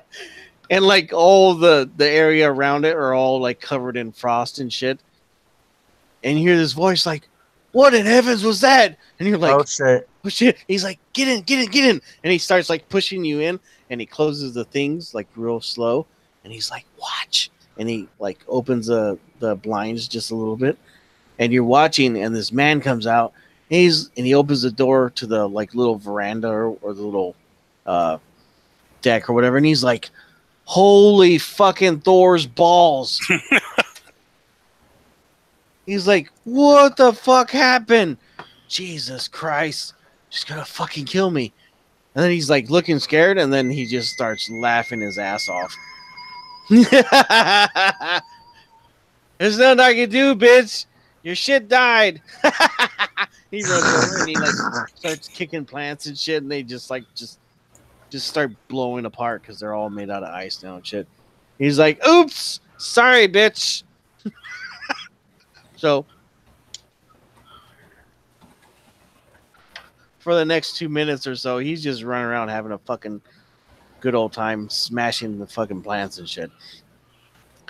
And you and fucking the little kid are fucking just laughing your ass off. So back to Alex and the tea time. She says, "So, Mr. Abel, are you not going to ask this beautiful and obviously free woman out on the town?" And she walks behind him and like puts him in. He's like, "Hello, madam. You are so beautiful in your armor and weapons. Can you accompany me out on the town for a time of merriment?" Yeah, we can do that. As long as we stay in here. I have a job to do. "Okay, well." She grabs his hand and like puts it out for you to grab. I'll grab his hands. All right. She says, she's like walking around. She's like, "Well, let's take a walk in the garden." And she starts moving around the room and stuff. "You see these flowers? They are oh so pretty. There are some pretty flowers outside also." So she goes over to the window, and the boy and Toucan like actually are not there anymore. And she's like, "In just a moment, you will see a prize rose." Right? And she opens the thing and she sees like all the fucking flowers and all that shit. And the man is sitting there like still kicking the shit out of everything. And he's like, "Oh, hi.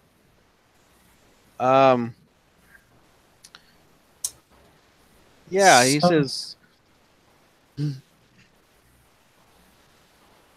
Go ahead. Having fun down there.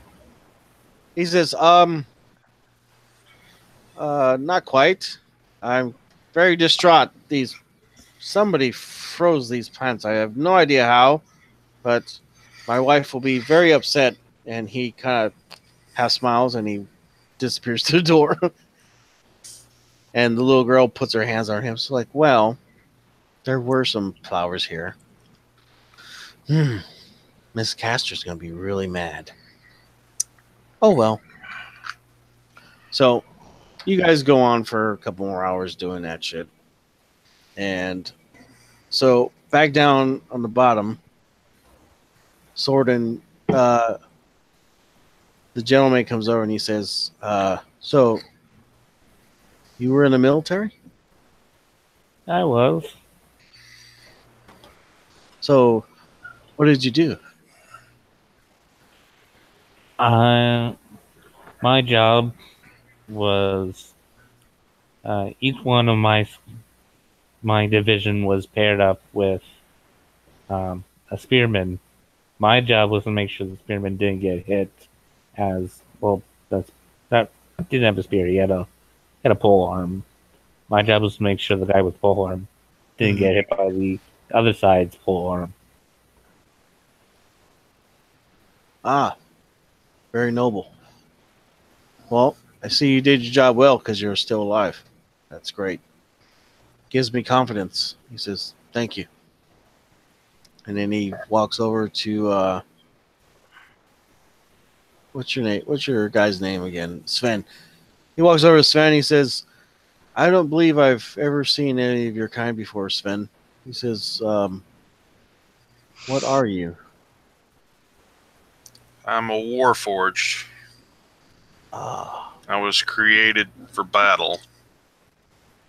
But then when all the battle was over, we were just set loose. wow! They just made you and then just tossed you out in the world. Pretty much. It's got to be disheartening. Disheartening. He says, "Well, I'm glad you found these people to travel with. They seem like a good bunch." Yeah. I'm not too sure about that just yet, but Okay. And by that time, the wife comes out. She says, "Dinner!" And so you all sit down at the table. They have to put some other parts of tables together and stuff. So you guys throw down. She makes fucking some like amazing fucking food. She spares no expense because she can't take the food with her. And so you guys eat, and after that, you guys sit around for a little while. And he says, "Well, we're gonna try and get some sleep. Um, do you have any suggestions on how we should do this? Because he says the Watchers are known to come in at night and enter your home." Um, how do they normally enter? he says, "I really don't know. I Nobody's good to tell." So would suggest everyone in one room, well guarded, preferably one that doesn't necessarily have windows. he says, Not "Well, only one entrance. I have a cellar, and the only entrance is stairs down." He says he points to a door, and he says, "That's the cellar door right there."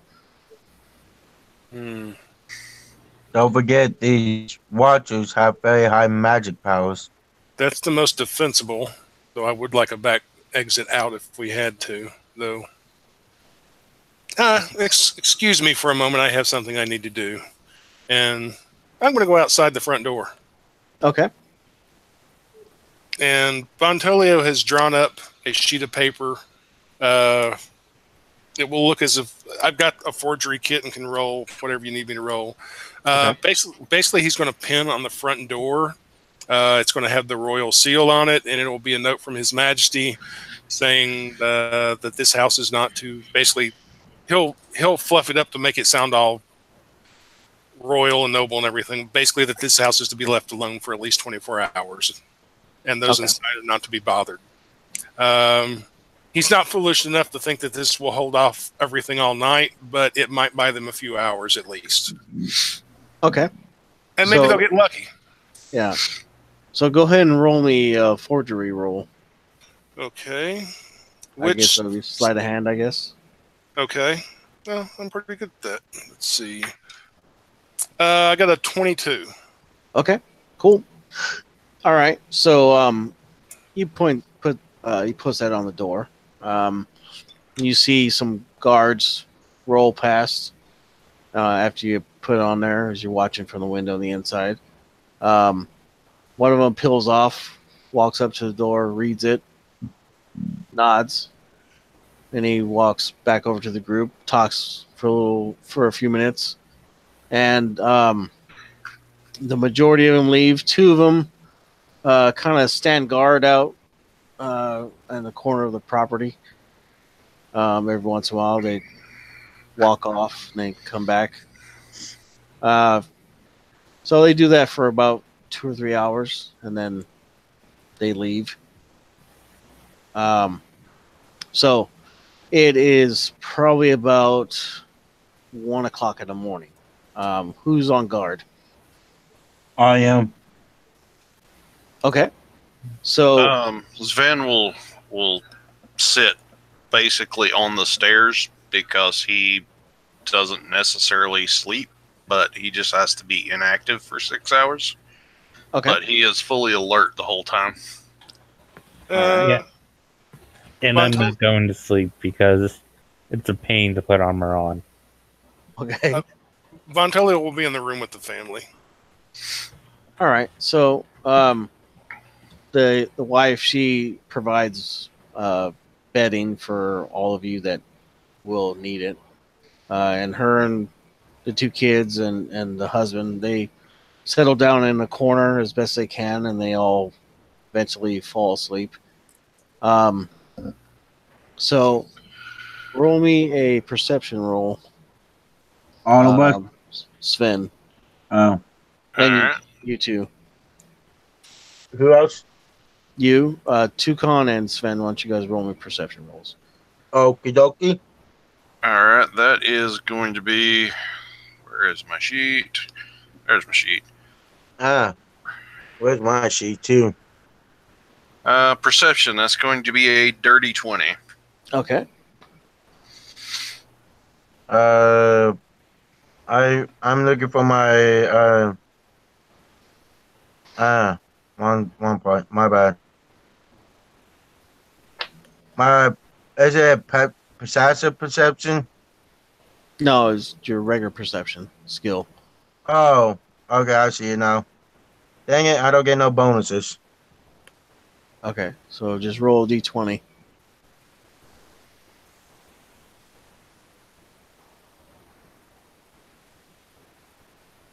Okay, exclamation mark R 1d20. I got a 17. Okay, so you're both sitting there.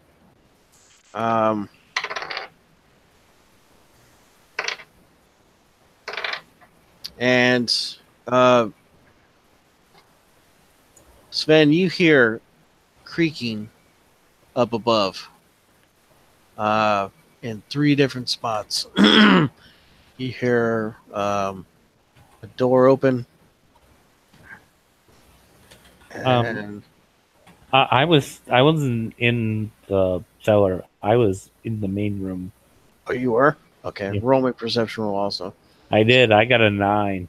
Okay, so you don't hear anything. So Sven is sitting on the stairs. You hear those 3 sounds. What do you want to do? I'll turn to Toucan and say alert the others, and then I go upstairs. Okay. All right. So you come out the cellar door.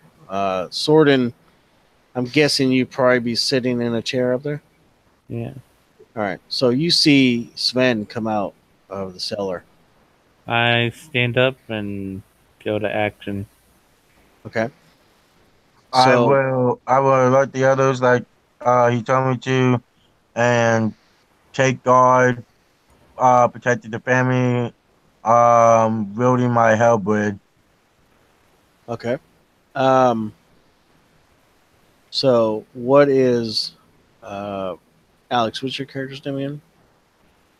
Tasha, All right. So what is Tasha doing? I'd probably be sitting near the cellar door. Okay. So Sven gets up, and of course, you hear what he tells Toucan, and he heads out the door. You following him? Why are you going up there? Spin just turns and looks at her and motions for her to follow. It's not tactically wise, but all right. Go. I'll follow. I'll stand here on the steps. Then I'll follow the other 2. I'll follow. Okay. So you get up top. I would And- also like to stealth if you don't mind. Okay. Yeah. If you want to go ahead and roll. Alright, that's not horrible. It's not great, but not horrible. Let's see, that's 18. Okay. Can I do a stealth roll too? Well, you're staying down there with the people, right? No, I didn't know if others were going to stay down there or whatever. Okay. Yeah. So Von Tolio stand down there. okay. All right. So you 4 or you three move up the steps. They come out the door, and Sorden stands up, and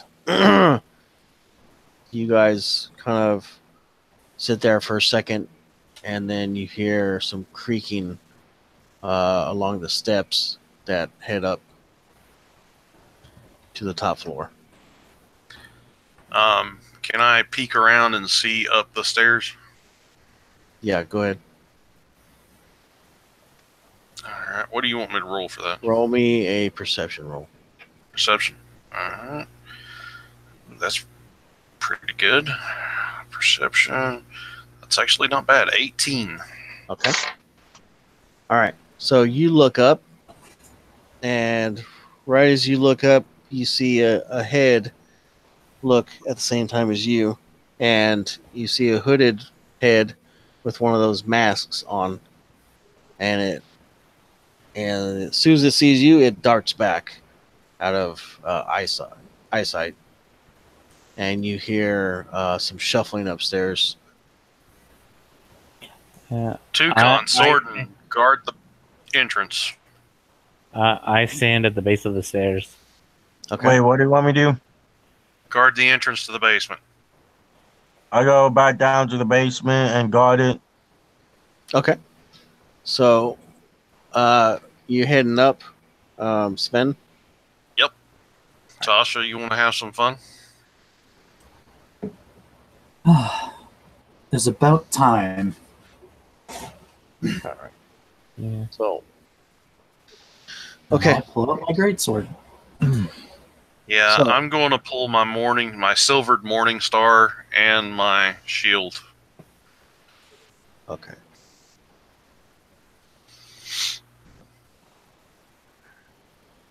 Give me a second, and I am drawing a floor map.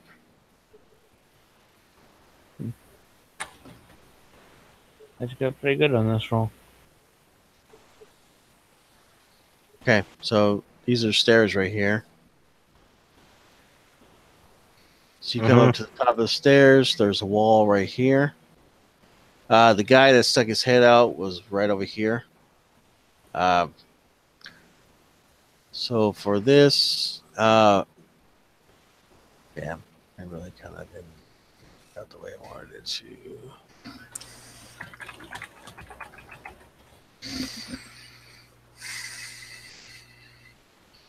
All right, so each inch is going to be 5 feet. Okay, just makes it a little easier. All right. So, you come around that. There's a room here. This right here is the nursery. Okay. There's a whole room there. This is the master bedroom. This is one of the kids' bedrooms here. There is a hallway here to like a bathroom. And there's another kid's room right here. Remind me not to have you build me a house. Usually they look better than this, but this is quick. It's a quick map. Alright, so Sven, I'm going to put you as blue. Probably a good thing because I am blue. Alright. You're right here. And Alex's character, I keep forgetting your dang name, man. Tasha. Tasha. Alright, so Tasha, I'll put you right there next to him. You come up and you see two dudes standing right here. Each of them are garbed and with a mask on their face and hoods pulled over. And you come up and they say, well, I see they acquired some help. The other one says, well, nothing to do but kill him. He says, yeah, I was kind of hoping not to have to dirty my hands too much today. Yeah. This one says, I'll give you a chance. He says, you can leave now, and we'll let you live. You stay here, well, obviously you know what's going to happen. No, what's obviously going to happen is what you don't think is going to happen. The funny thing is, I was actually going to give them the same speech. All right, at that point, I'm going to run in and bash the shit out of something. All right, roll Oh, yeah. initiative.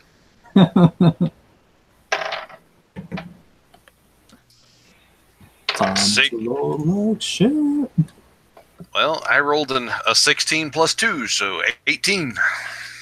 Well, I rolled That's 6. actually the third 16 I've rolled. So I'm going to jump back here, and I'll put their initiative in here for you quick. Jesus Christ.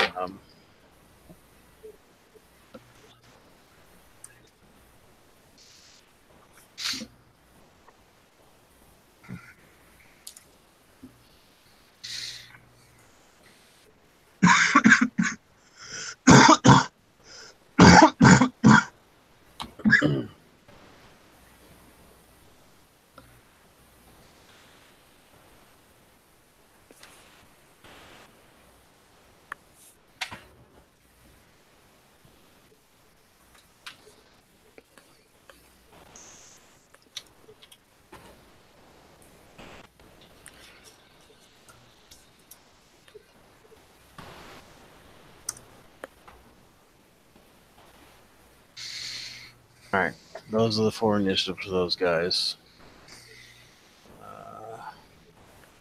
When you guys make me a list, or you want me to? I'm working on it. Awesome. Thank you, sir. Do you all need to roll initiative, or am I staying behind? Yeah, I'll go ahead and roll your initiative. We'll just add it in there, and if they make it down to you, then that's what the initiative will be for you. As far as Okie dokie. If they make it to you, then I haven't done my job right. If they make it to him, I haven't done my job. What am I, chopped liver? No, Yes. they're just saying that if they make it to you, then they haven't done their job right. I think almost all of us are some sort of warrior type. I can only sentinel one around. Wow. That's the lowest roll that I ever gotten throughout this campaign right now. It's not It good. happens. I got a 5 altogether.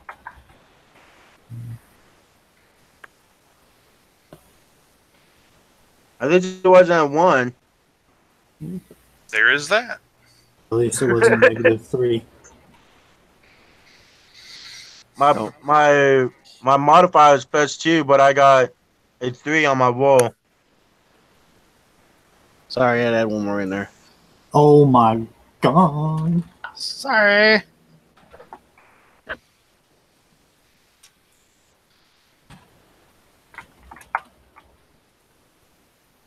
Let's open up the player's handbook. I have one question for the DM. Okay. After this battle, is it closing time or no?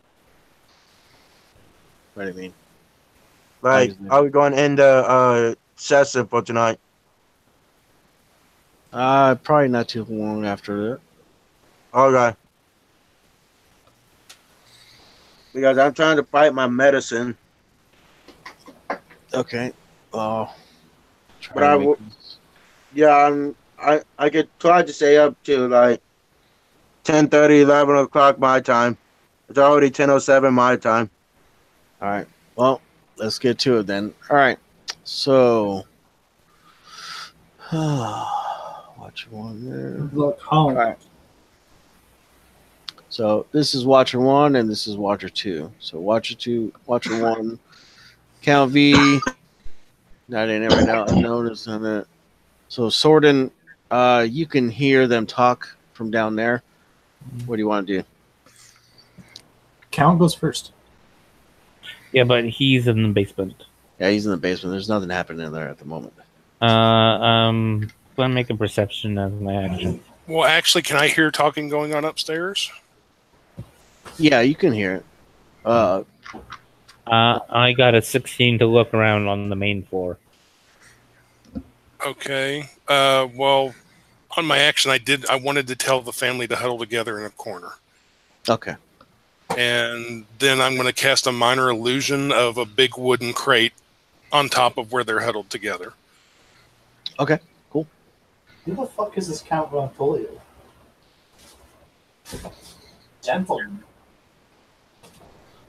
Yeah, I was starting to question him at the beginning, but he seems like an all right sort.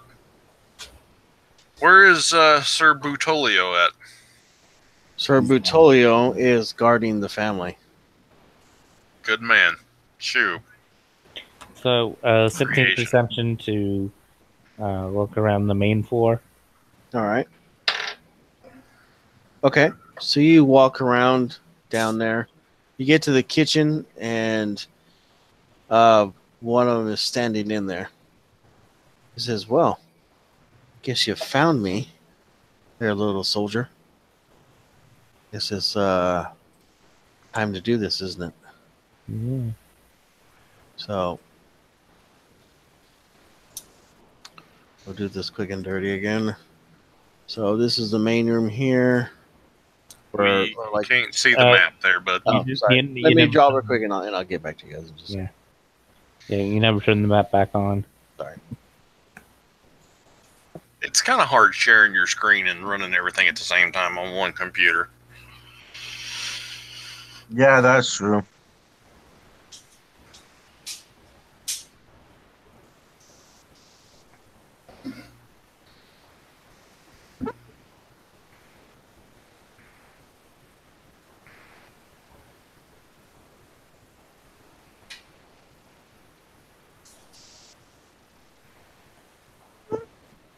Yeah. I can't do anything this round anyway. It was my action to look around. Okay. So, Sorden, let's see, we had you as Porch. Alright, so you walk into the kitchen right here, and there's one of the bad dudes in there, standing over here. The cellar door is right here, and that is where you, which is Toucan, is right there. And account, we're going to make you, you're going to be gold. Okay. So you're going to be down here. Yes. Okay. Or did you move up? You moved up, didn't you? I was like halfway up the stairs. Well, I'll put you about right there then. Alright, so Sorden, you move up. You see this guy in here. You guys exchange. This will actually be Watcher 3. And by that time, Watcher 4 pops in over here by Toucan. So, alright, so Sorden, you moved around. You found him. Watcher 1 is up here. So, he goes first. Alright, so he runs up and is going to attack Sven. He pulls out a longsword and a dagger. Attacks you with a 17, which I believe misses you, right? Yep, that's a miss. He has to hit a 20. Okay. Attacks you there, and he's going to attack you with his dagger also, which that's going to miss. And then it is Sven's turn. Okay, so Sven rolled a nat 20. All right. So you know how I work. Max damage. Alright, so that's going to be 16, 22. 22 total. And is he still up? Yeah, he's still up. Fucking warn the guy, I guess. Tagged his ass good. Action search.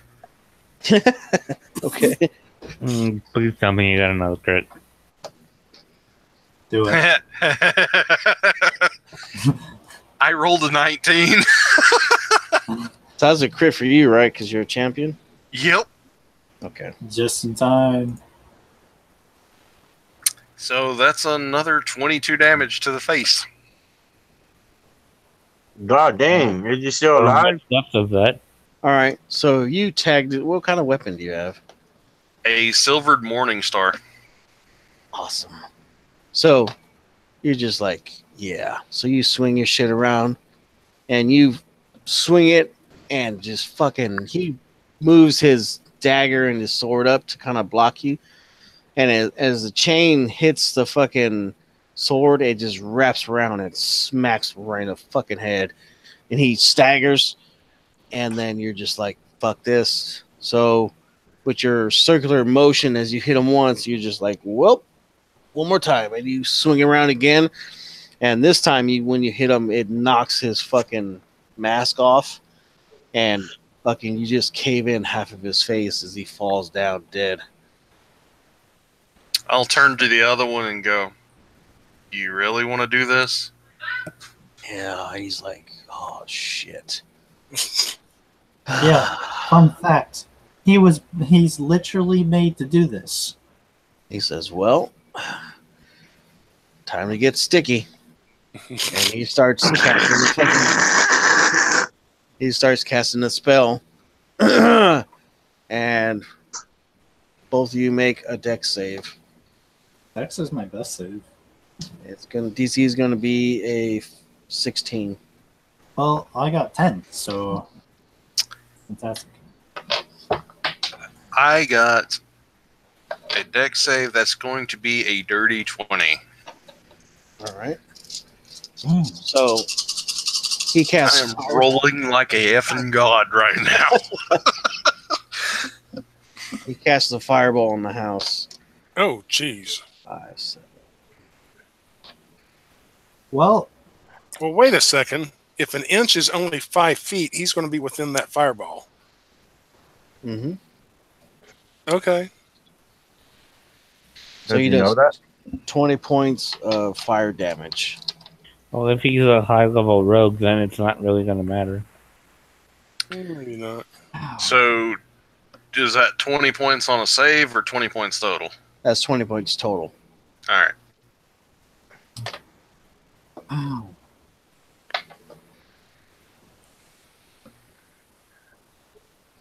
All right, and that is his turn. All right, so Watcher 3, which is this guy, he is going to move up to Sordin and attack him. He pulls out a long sword and a shield. All right, so he attacks you with his long sword, and he rolls a 1. So he runs up and he slips on some fucking like wet shit on the ground and falls face first on the ground right in front of you, prone. And that's his turn. All right, so Watcher 4, he comes around this corner here, and he sees Toucan, Mm-hmm. and he pulls out a mace, and he attacks you with the mace. Does a 13 hit? That's the minimum armor class of my. Armor class. Okay, so he does hit. Okay. Oops. You got lucky though. That he did. Okay.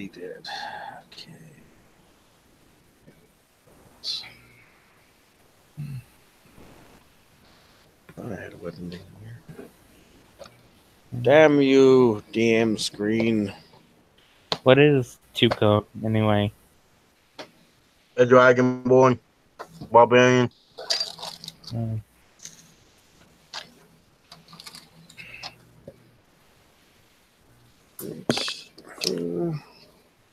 Sorry, I didn't write down the large mace. How dare you not have everything like at your No, fingertips? It's basically Morning Star, so it's a D8. All right. So he does 8 points of damage to you. 8 points. Yeah. 13, 12, 11, 10, 9, 8, 7.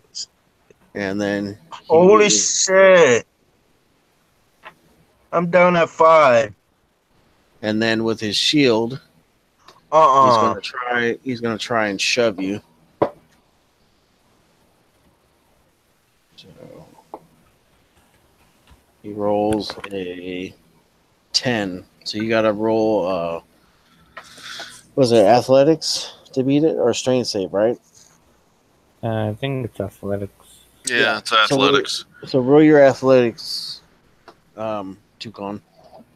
I'll be right back, guys. And that's 1d20, right? Yeah. And what do I need to beat it with? A 10. Athletics.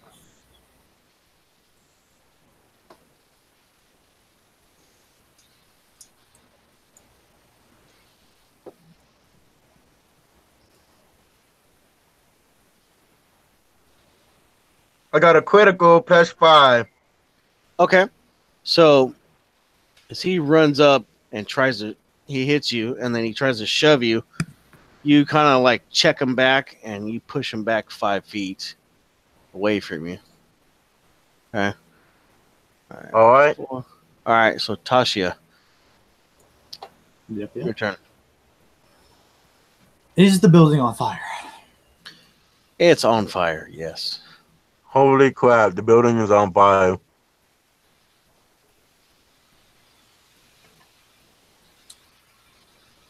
All right. How much of this building is stone and how much of it is wood? Not much is wood. Just like some supports on the ceiling, and the walls are half wood. So half of the wood here and here, and over here, and over here. Basically, all up inside here.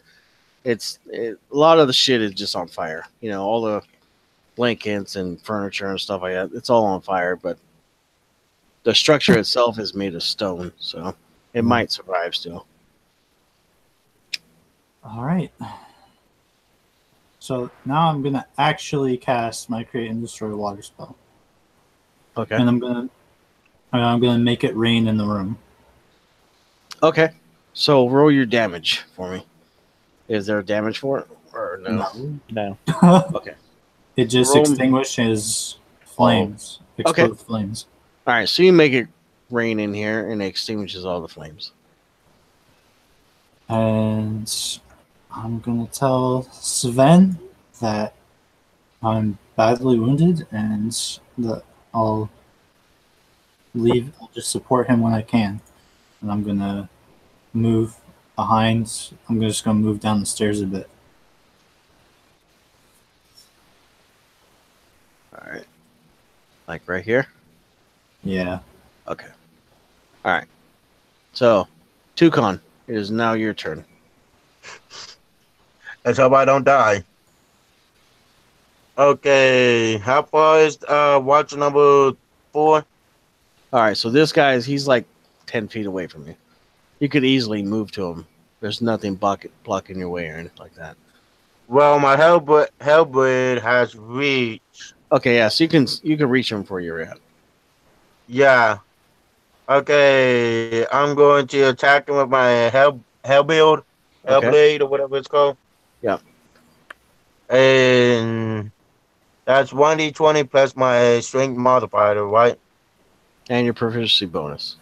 Proficiency bonus 2. Should be a 2, yeah. Yeah. So that's so much strength and proficiency bonus. Yeah. Don't forget you can rage as a bonus action. Yeah, that too. I'm going to do that. I forgot about that. All right, so Okay. Toucan starts going ape shit. So 1d20. Can I just do +5 because it's 2 plus 3 as my strength modifier and my proficiency bonus? Yeah, it's plus. Just roll your d20 and then you can add what it is to it afterwards. Okay, I got a 19. All right, so you hit him. Okay, Roll your damage. D10. D10 plus 3 damage to. And you get +2 because you're raging. Oh, so that's 1d10 plus 5. Yep. Okay. I'm back to the Discord. I'm at the Hangout thing. That's I fine. need Discord. Okay. 1d20. 1d10. Oh, 1d10. My bad. Not trying to overkill him or not. 9 altogether. Okay, so you tag him for 9 points of damage. All right. Okay. And that's your turn? Let me see if I have any potions on me. Okay. What does the explode pouch pack has? It doesn't have any potions. Oh, it doesn't? No. What about a player wheel?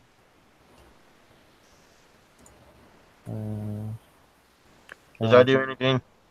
No, it's just if you're a Okay. cleric or a paladin, you can use it as a. Yeah, that's what I saw. All right, so your turn Yeah, is done, right? Yeah. Yeah. I don't have Okay. any potions to heal me. All right, that's fine. All right, so be back up to the count. So count, you're right here. Okay. You can leave me there. I'm going to run out, but I'm going to come back to that spot. Basically, I'm going to run up and try to stab this guy with my rapier. Okay. Ooh, I got a nat 20. Nice. Max Okay. damage. Twice. Oh, that's 22 points of damage then. Okay, so you stab him for 22. And then basically, as my bonus action, I was going to withdraw back to where I was, That's fine. and I'll be there. All right.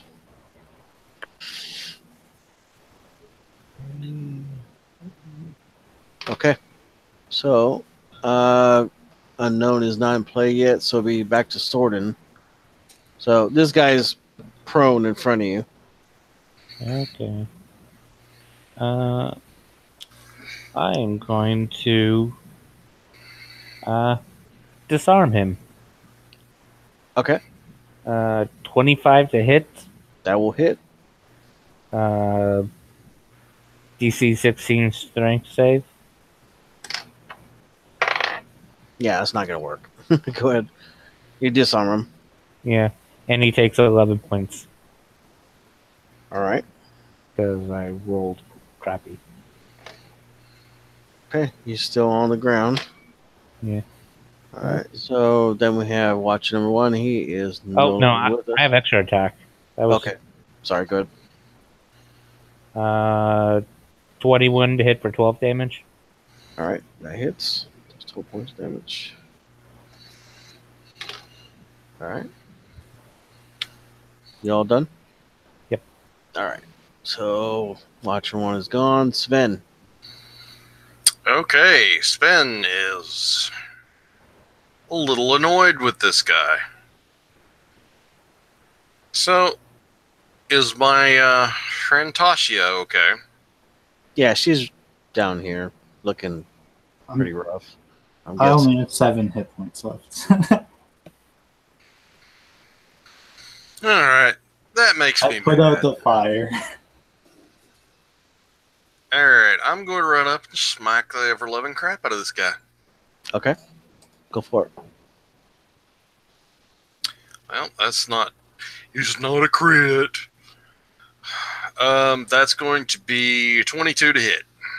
All right. That will hit. Alright, the 8 plus 6. That's going to be 10 points of damage. Okay. He takes it. He's like, oh, motherfucker. He's not too happy about that. Alright, and bonus action. I'm going to use. Oh, what's it called? Second wind. Okay. So D10 plus 3 to heal. All right. That's 11 hit points back, All right. Cool. which I believe puts me back up to full. Sweet. Okay. He looks at you and he says, "Warforged. Made out of wood too, aren't you? Let's see how you burn." I just laugh at him. All right. So he puts his hands together and he casts burning hands on you. Okay.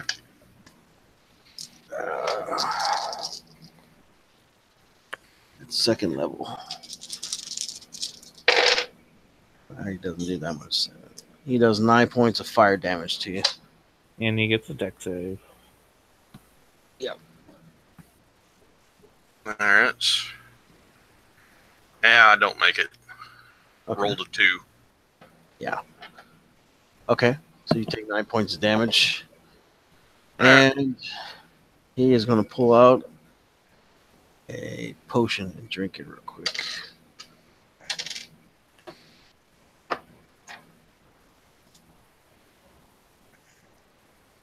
Okay. So, watch number 3. He stands up and he looks around for his weapon and he's like, fuck it. He pulls out a dagger and tries to attack you with it. And he rolls a 2 and he misses. So that is him. Number 3. That was him. Number 4. Okay, so 4 over here. He moves back up to Toucan and attacks you with his Morning Star again. Okay. And he rolls a 22 to hit. I'm dead. All right, he hits you for 5 points of damage. You Wait. take half damage, so you only Oh, took. yeah, I forgot about rage. All right, so you take 2 points of damage, basically. So now I'm at 3 HP. All right. And he has one more attack. Actually, no. He tries to shove you again. That's going to be an 11. So roll your athletics versus it.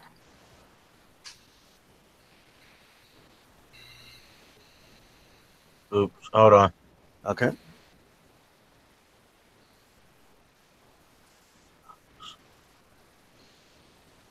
All right, so you beat it. 14. So you don't get shoved on the ground. All right. And so we got Tashia. I'm barely hanging in there. You're good. You're alive. That's all that matters until the next matchup. There you go. So Tashia, what you want to do? All right, I'm gonna spend a little bit of movement. Go out around the corner. Okay. And I'm gonna cast command on him, on the guy, Okay. and I'm gonna tell him to grovel. All He's right. gonna What's his... Wisdom, wisdom saving throw. DC's 13. All right. All right. He rolled a 14, so he saves against it. All right, he does jack shit. All right. You move back around the corner, or No, I'm gonna run up. Fuck it. okay. I'm right. going to attack. Okay. Command is a bonus action. Is a 15 gonna hit? No, that's gonna miss. All right. That's my turn. All right. Toucan, your turn again, Yes, buddy. sir. What can I do? I'm just going to swing with my Hellblade again. Okay. Go for it, man.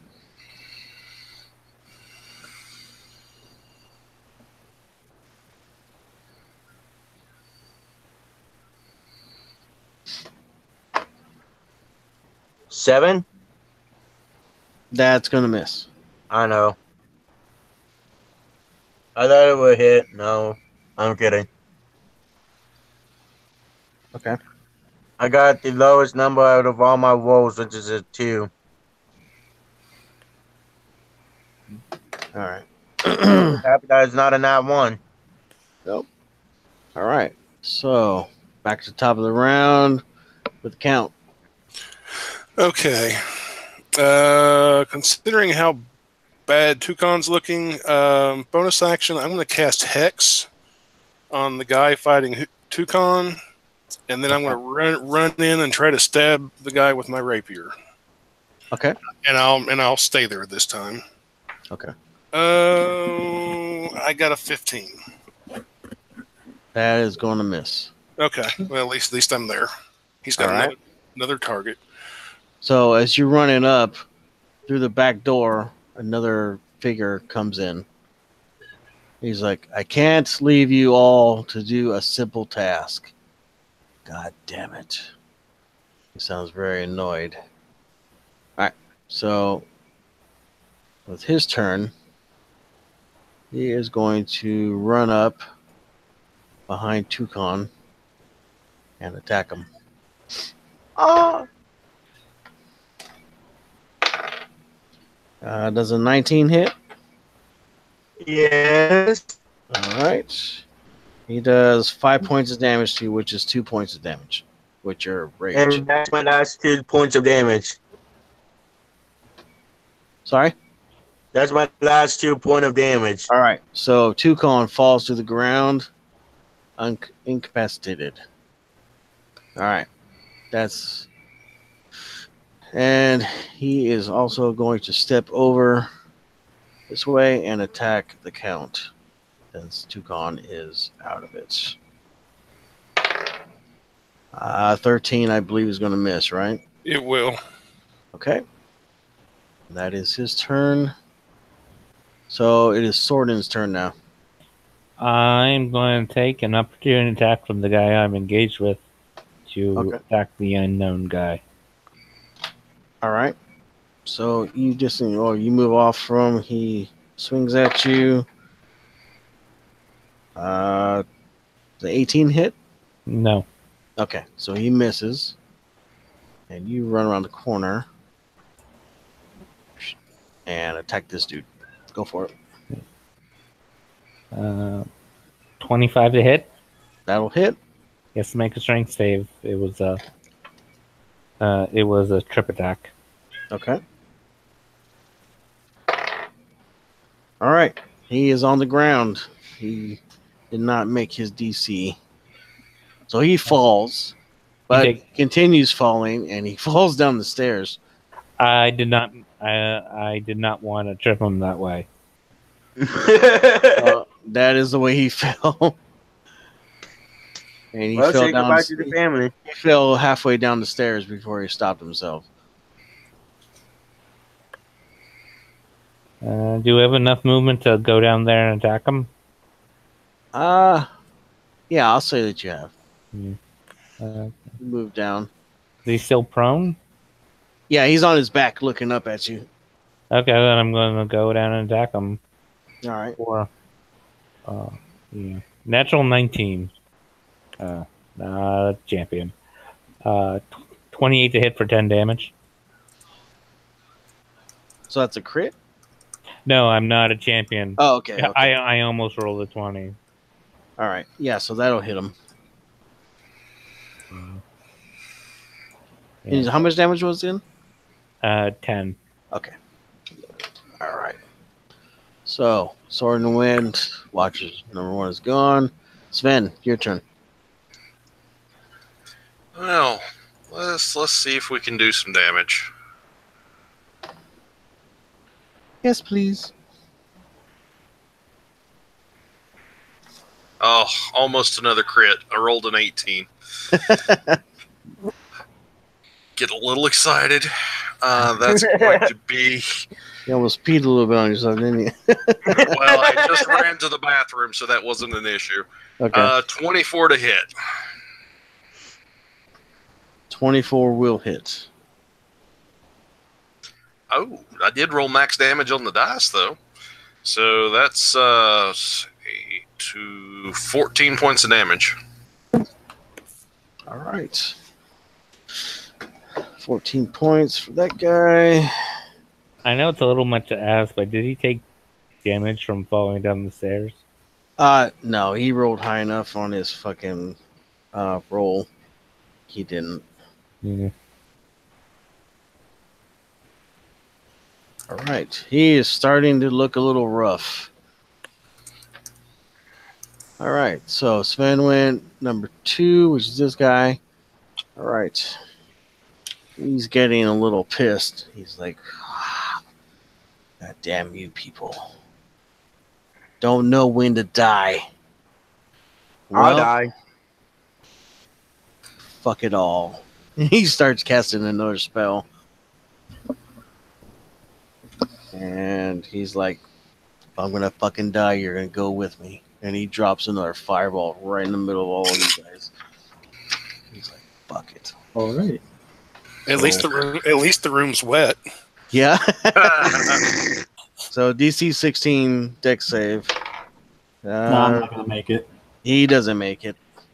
I rolled a 19, All right. which is technically a crit. So All right. He rolled shitty. It's good. 4, 5. Did he roll below 7? I No. don't think that's physically possible. 10, 15, 16. He rolled 19 points of damage. I'm unconscious. All right. So Tashia falls. He takes 19 points of damage. In the process, incinerating himself. He is done. so I take half. Yeah, you take half, All which right, is so 9 points of damage, basically. 9. All right.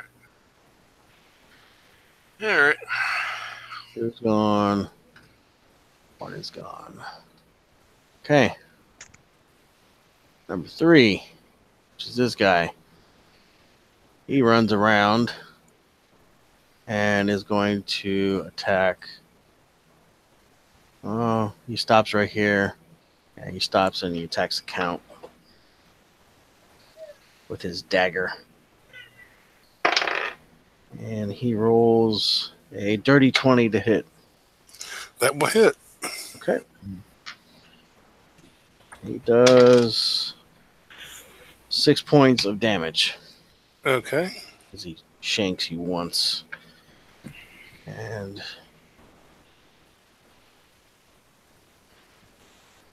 yeah, it's going to be his turn. All right. So watch 3, watch 4. He turns to you and he swings his morning star at you, Count. Okay. That is going to be 17. That will miss. All right. He rears back again. Swings at you. Actually, no, he's going to try and shove you. This time he rolls 15. Well, I only got a 10. All right. So he shoves you, and you fall backwards into the stairs. And you slide down right next to Sorden. Hi, Sword. Hey, buddy. All right. Well, at least he didn't fall down the stairs. So, Tasha, you're out. Yep. Unless you have a means of coming back. You have a preemptive health or anything like that? No. Okay. And that's a failed death save. All right. And Toucan is out. And it jumps back up to the count. So, Toucan, you need to make a D20 roll. No, nothing added. No, nothing added. Yeah, just a straight D20. Crap. Yeah, that's a fail. Okay. No, wrong. Okay. Sorry, that was the other one. What do I need to make a high on? You have to roll 10 or higher. 10 or higher? Yeah. That's Double great. digits good, Oh. single digits bad. All right. So, Yeah, Five. that's bad. yeah. There's So one you- strike. All right. So it's now the Count's turn. The guy who Count's going to stand up. Can Okay. he still see the guy who shoved him? Yeah. Okay. I'm going to throw an Eldritch Blast at him, Okay. and that's a nat 20. Ouch. All right. Damn. And I had Hex on him, so if I'm doing max damage, Yeah. that's 32 points of damage. All right. Holy shit. You stand up. What do you say to him? Nothing. You don't say shit. You just Nope. throw a blast. Yep. All right. So you throw this blast, and Sordin kind of looks at you to his left, and you see this thing, and everything kind of goes slow mo, and this thing just shoots forward, and you can see his face, like his eyes wide, and he tries to push the shield up, but that thing just blasts him in his face, and his fucking head just blows apart, and he just Okay. falls backwards. What the fuck? And then as a bonus action, I'm going to move my Hex to the guy that Sordin is fighting. This guy. Okay. Yeah. All right. So And watch I'm also going to yell out, Sven, if you've got the chance, we could use some help down here. All right. That's your turn? Yep. All right. So, Unknown, he stands up. And he is going to, let's see. He's like, If God. he's disengaging, I'm taking a sentinel on him. no, he's not disengaging. He's like, oh, you fucking incompetence. Ah! And he sounds pissed. And he attacks the Count. Yay. Bring it. Yeah. 19? Man, shooting fireballs at you. Jesus Christ. 19 hit? That will hit. Okay. He does 6 points of damage to you Okay. as he stabs you, and you're like kind of like around where your kidneys are. Ugh. Yay. Feels good. Do it He again. needs to make a strength save as I hit him back. Okay. All right. He rolls an 18. Okay, he saves. He's not knocked prone again. But he takes 13 points of slashing damage. All right. Cool. As a reaction, he attacks you back. 19 hit. No. All right. He misses you. That's all right. He is going to action surge, and he is going to attack Sordin again. Oh shit! You rolled a nat 20. Okay, so that is 19 points of damage. Okay. So for his last attack, he is going to try for Sordin again, and that's an 18, so that's going to miss. All right. So Known goes. So it is now Sordin's turn. Okay. I'm going to pop a healing potion. To pop a greater for 16. Okay. So, He smacks it out of your hand. That's fine. and I tell the Count I have a bunch of healing potions in my belt pouch. He can grab some to bring up our downed ally. If I get a chance to. Yeah.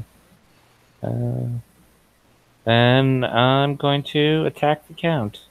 All right. You're attacking the Count? No, sorry. The Unknown. Oh.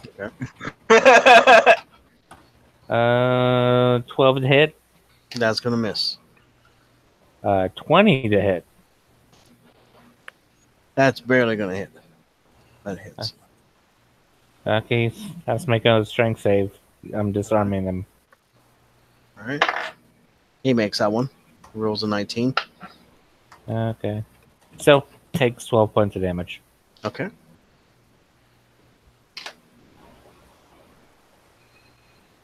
And what the heck?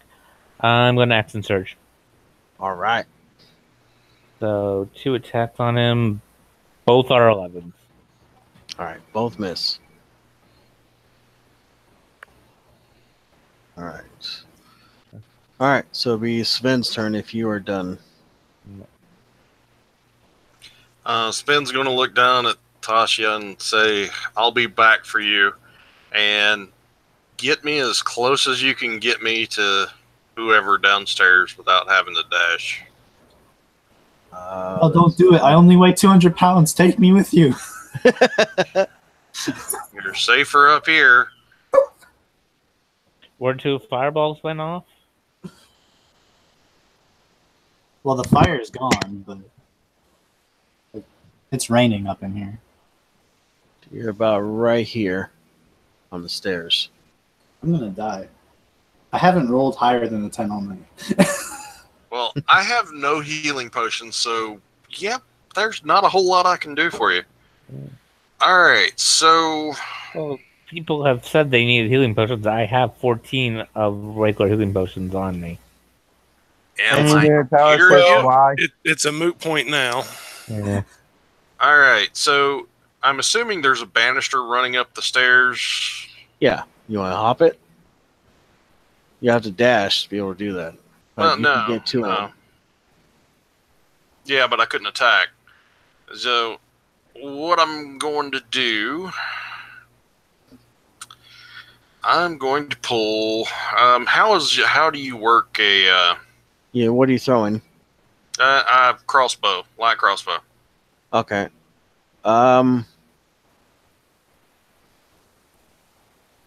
Roll me a athletics roll real quick.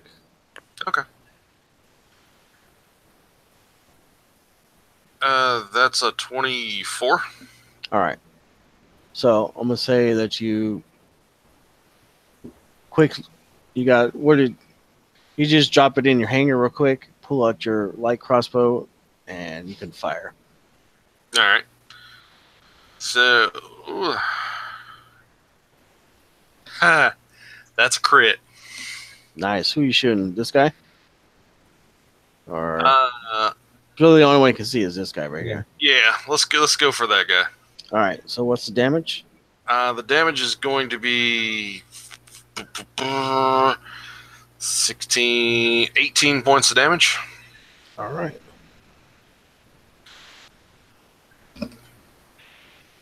Okay. Yeah, that's my turn. And he drops. You fucking tag him right in the back of his head, and he just kind of falls forward. Something hits your back, Sordin, and you look, and this dude's falling face forward and kind of sliding down the thing with an arrow, crossbow bolt in the back of the head. I just shake him off. He kind of just like slides down past this dude, goes down the stairs.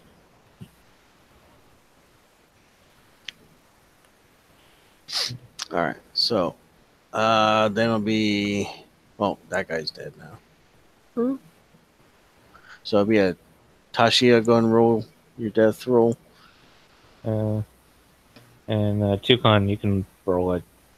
Okay. You guys are back to back. Okay.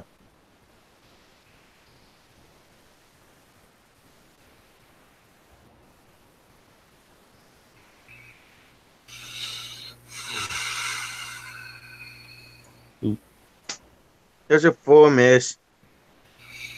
Mm. So you failed another one?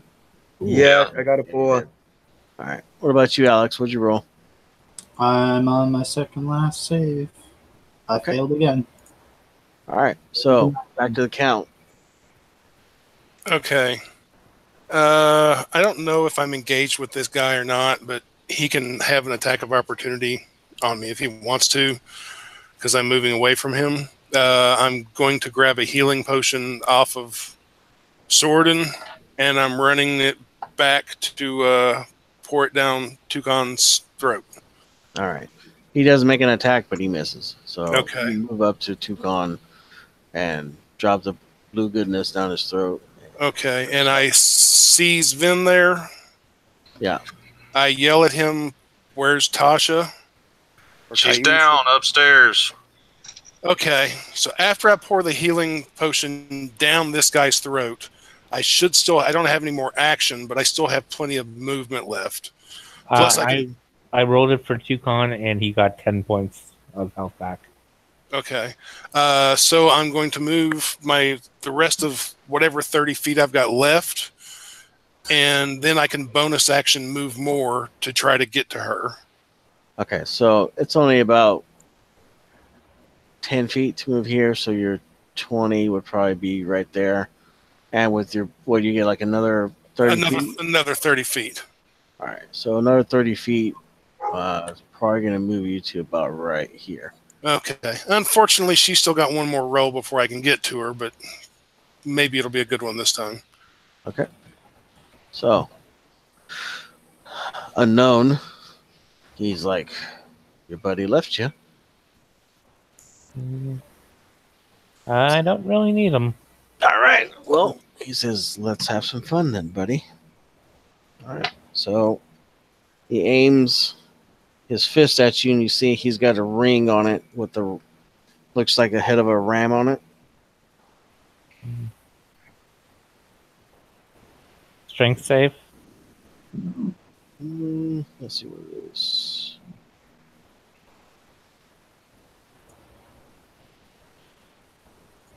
Actually,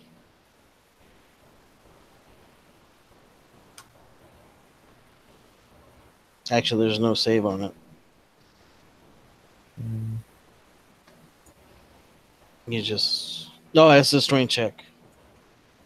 Oh. No, never mind. Hold on. Maybe Yeah. not. Yeah, you don't get it because that's for an object. You're not an object. He's attacking you. So that is going to be a 25 to hit. That hits. Okay. He spends all 3 charges that he has, and he tags you for 60-10 force damage as he Damn. drops all 3 charges of his Ring of the Ram at you. He does not like you at all. Good thing I took that potion. He did actually drop me.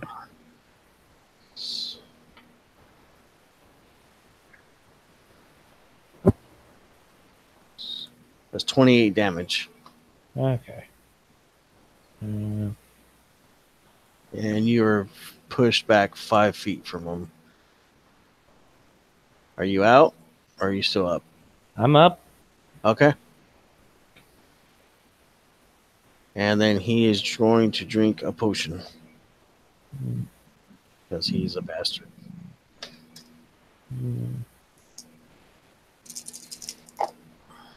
How much does Sven weigh again?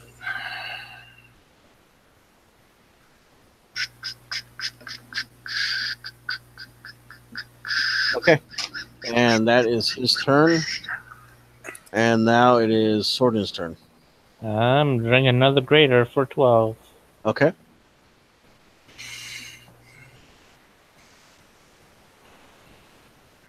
And then I'm going to get close to him and smack him with my sword. All right. 15 is probably not going to hit. No. Again, I rolled double 2 15s. Yeah, that's going to miss too. Yeah.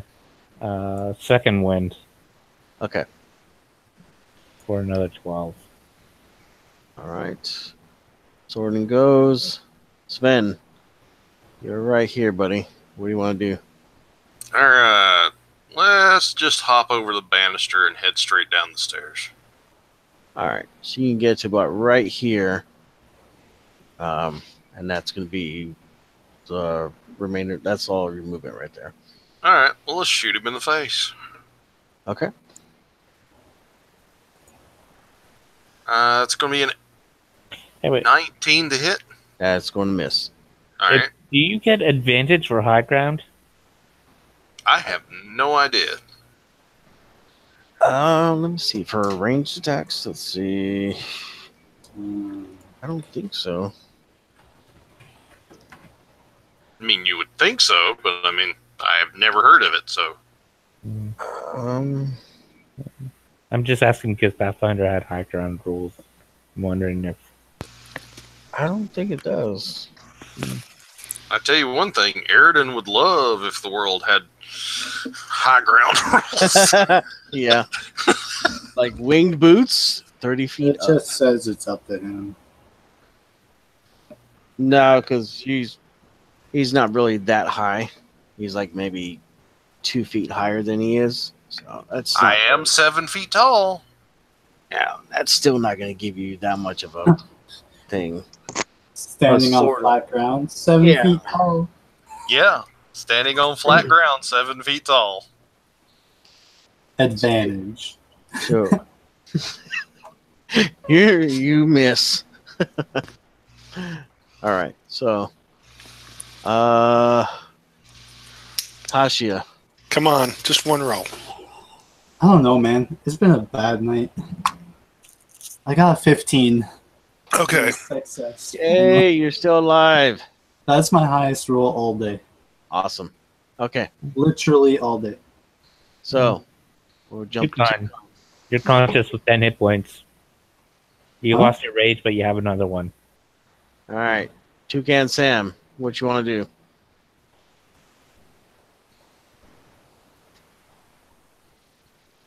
I think we may have lost him. Huh? Dill, you still Yeah. awake? Okay. What you want to do, Sorry. brother? I was meditating, trying to stay awake. Is it my turn? Yeah. Yeah.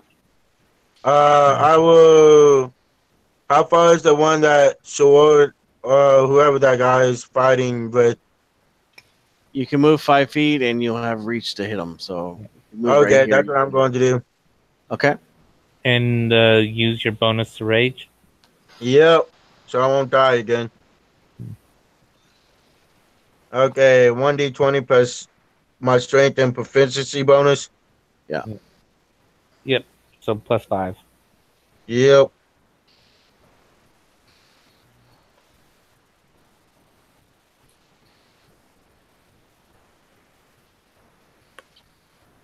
That's gonna 16. miss.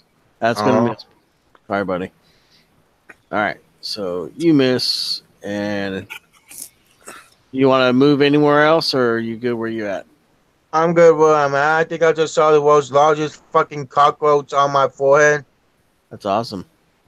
Not Okay. really, because I think I just pissed on myself. Okay. Kill it later. All right. Count. Okay. You move up to her. Yeah, I'm going to run up to Tashia. I don't have another healing potion, but I do break out my healer's kit. Okay. I can at least stop her from dying. And then, is the room on fire? Is she like in danger of burning up or anything? No, I just kind of crispy did a little bit. It's Okay. It's fine. It's She smoldering. made It would probably still be raining, actually. Yeah. Well, since I've stopped her from dying, I'll go ahead and move the rest of my movement back downstairs, and then bonus action to move 30 more feet to try to Excuse me. get back wherever I can. All right. I'll put you about right there. Okay, that's fine. All right. So, count's done. All right. So the unknown's turn. He's like, well, looks like we're all in a pickle here, aren't we, fellas? Well, let's make it a little more interesting. He starts casting a spell. Uh-oh. At least he can't see me. It's not going to matter. Unless it's a really big area of effect, at least he can see me. Yeah. He drops another fireball right in the middle of everybody. Oh, great. So, everybody make a dex. DC is 16. I did not make it. Okay. You know, I said I wish they had, like, I had said that how come they haven't been getting a fireball? That wasn't an invitation to fireball them. I just got a 16, but I don't think it's going to matter. That's good. That's going to save for half. DC is 16. I don't think All it's going to matter. I don't have that many hit points left. Okay. So it's 25 points, 12 if halved. Oh, Hold on, wait. Is he firing at me too? Yeah, everyone. Oh, okay. And it's a saving throw, right? Yeah. So you roll your D20 and then whatever your save for dex is if you have one. If not, then just add your dexterity. I have one hit Modifier. point left. I have 1 hit point left. You're still up, brother. You're still Yeah. up. Barely. Yeah, I'm still up too because of potions. There you go. I got 18 plus 2, so that's a 20. You take 12 points of fire damage. Who, me? Yep. I just came back alive. Well, Right. I'm back down again. All right. He took damage also, but he only took half. He saved for half. Oh, yeah. I'm in rage, am I? Unless your bear totem fire isn't reduced. Oh, yeah, I forgot about that. Well, I'm down. All right. So that's his turn. It is now Sorden's turn. I'm definitely gonna potion again. Okay.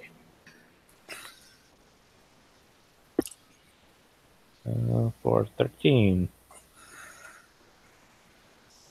And I'm gonna smack him twice with my sword. Okay. 18 That's gonna miss. and a 24. He's gonna shield.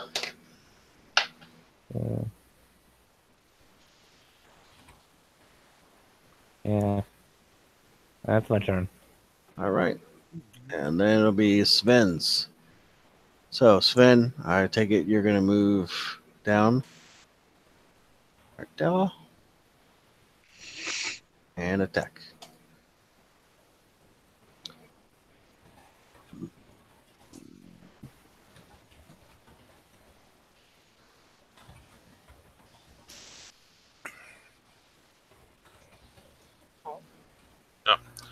Helps if you're not muted when you're talking.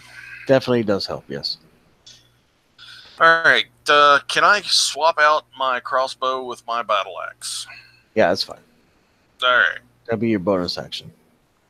That's perfectly acceptable. I have no other bonus actions, so. All right. So let's swing at this son of a gun. 23 to hit. That will hit. All right. If he shielded it, it lasted until his next turn. Okay. Rody rolled a hit. All right. 23, right? Yep, 23 to hit. Shield gives you what, +5? Yeah, +5. Yeah, then he did miss. He did miss. All right. Okay. Yeah, that's all I got. All right. Then it'll be Tashia's turn. You're back awake. Stable, not awake. Or Yeah, stable. she's still unconscious. She's still unconscious? Okay. Yeah, she's just not dying anymore. All right. Then it'll jump to Khan. He's out. And then back up to the count. Wait, I'm out completely? No, you gotta do saving throws again. But Oh. they get reset. So you're at 0 successes, 0 fails. Oh, okay. Do I need to do them right now? Just one. Okay.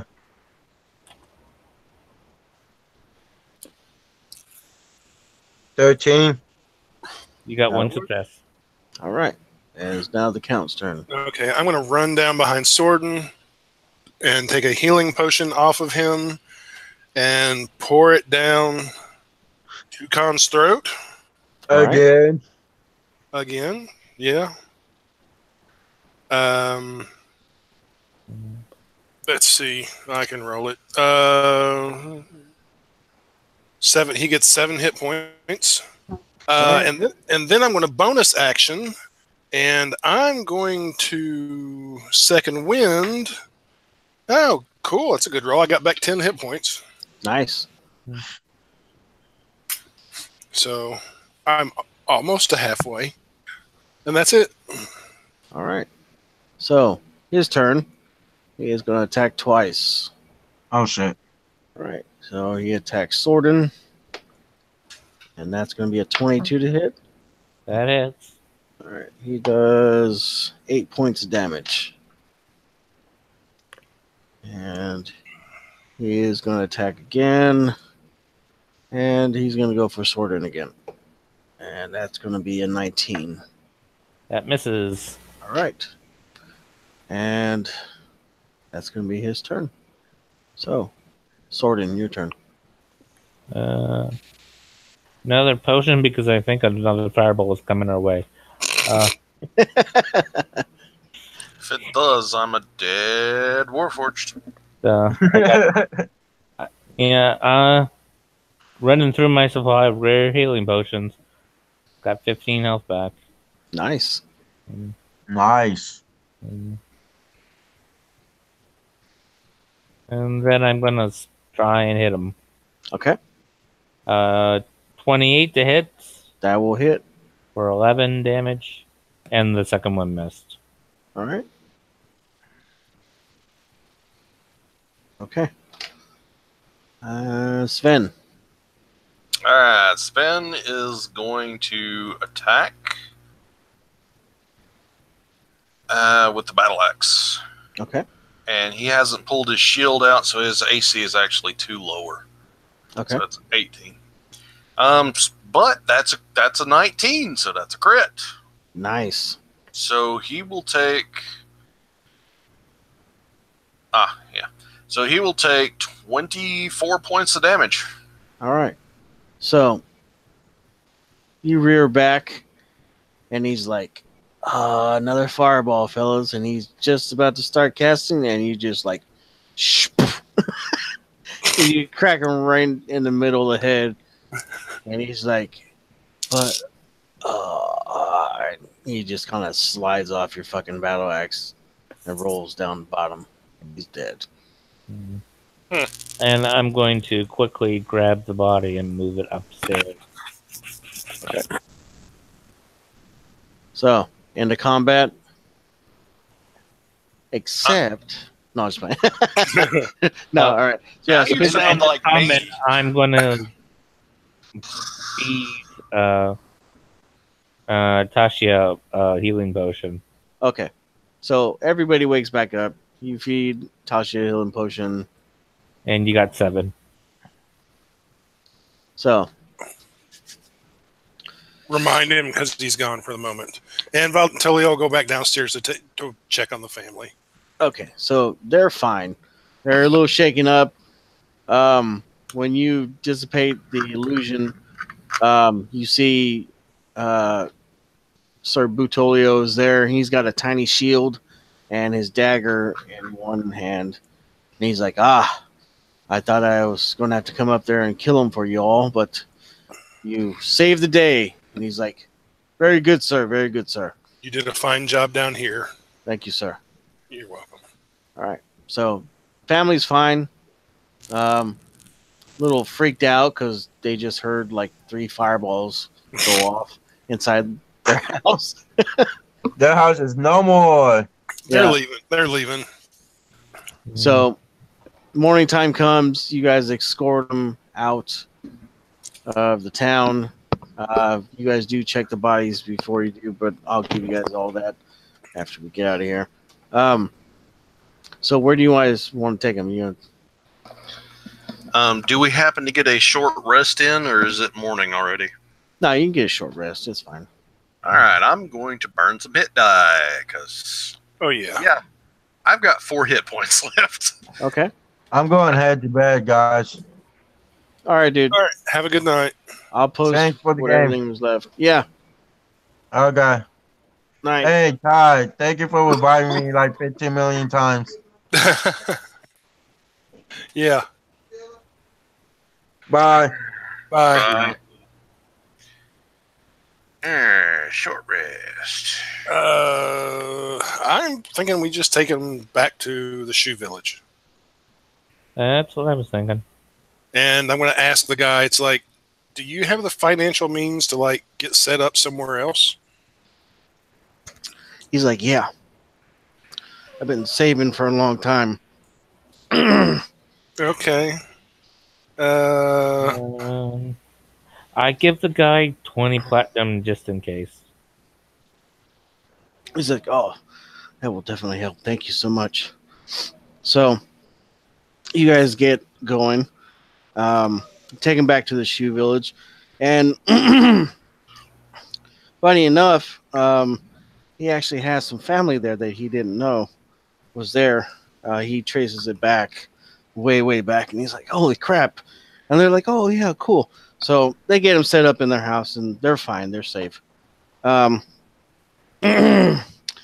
Butolio is like, "I'm going to go check on my friends real quick, and I'll come back." He says, "If you guys don't mind, I'd like to continue traveling with you all."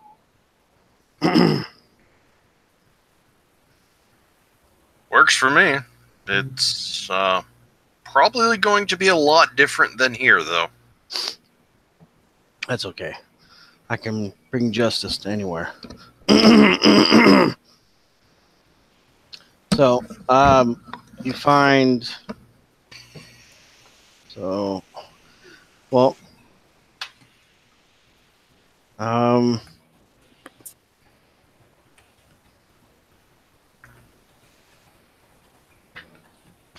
so you find a ring of the ram, of course.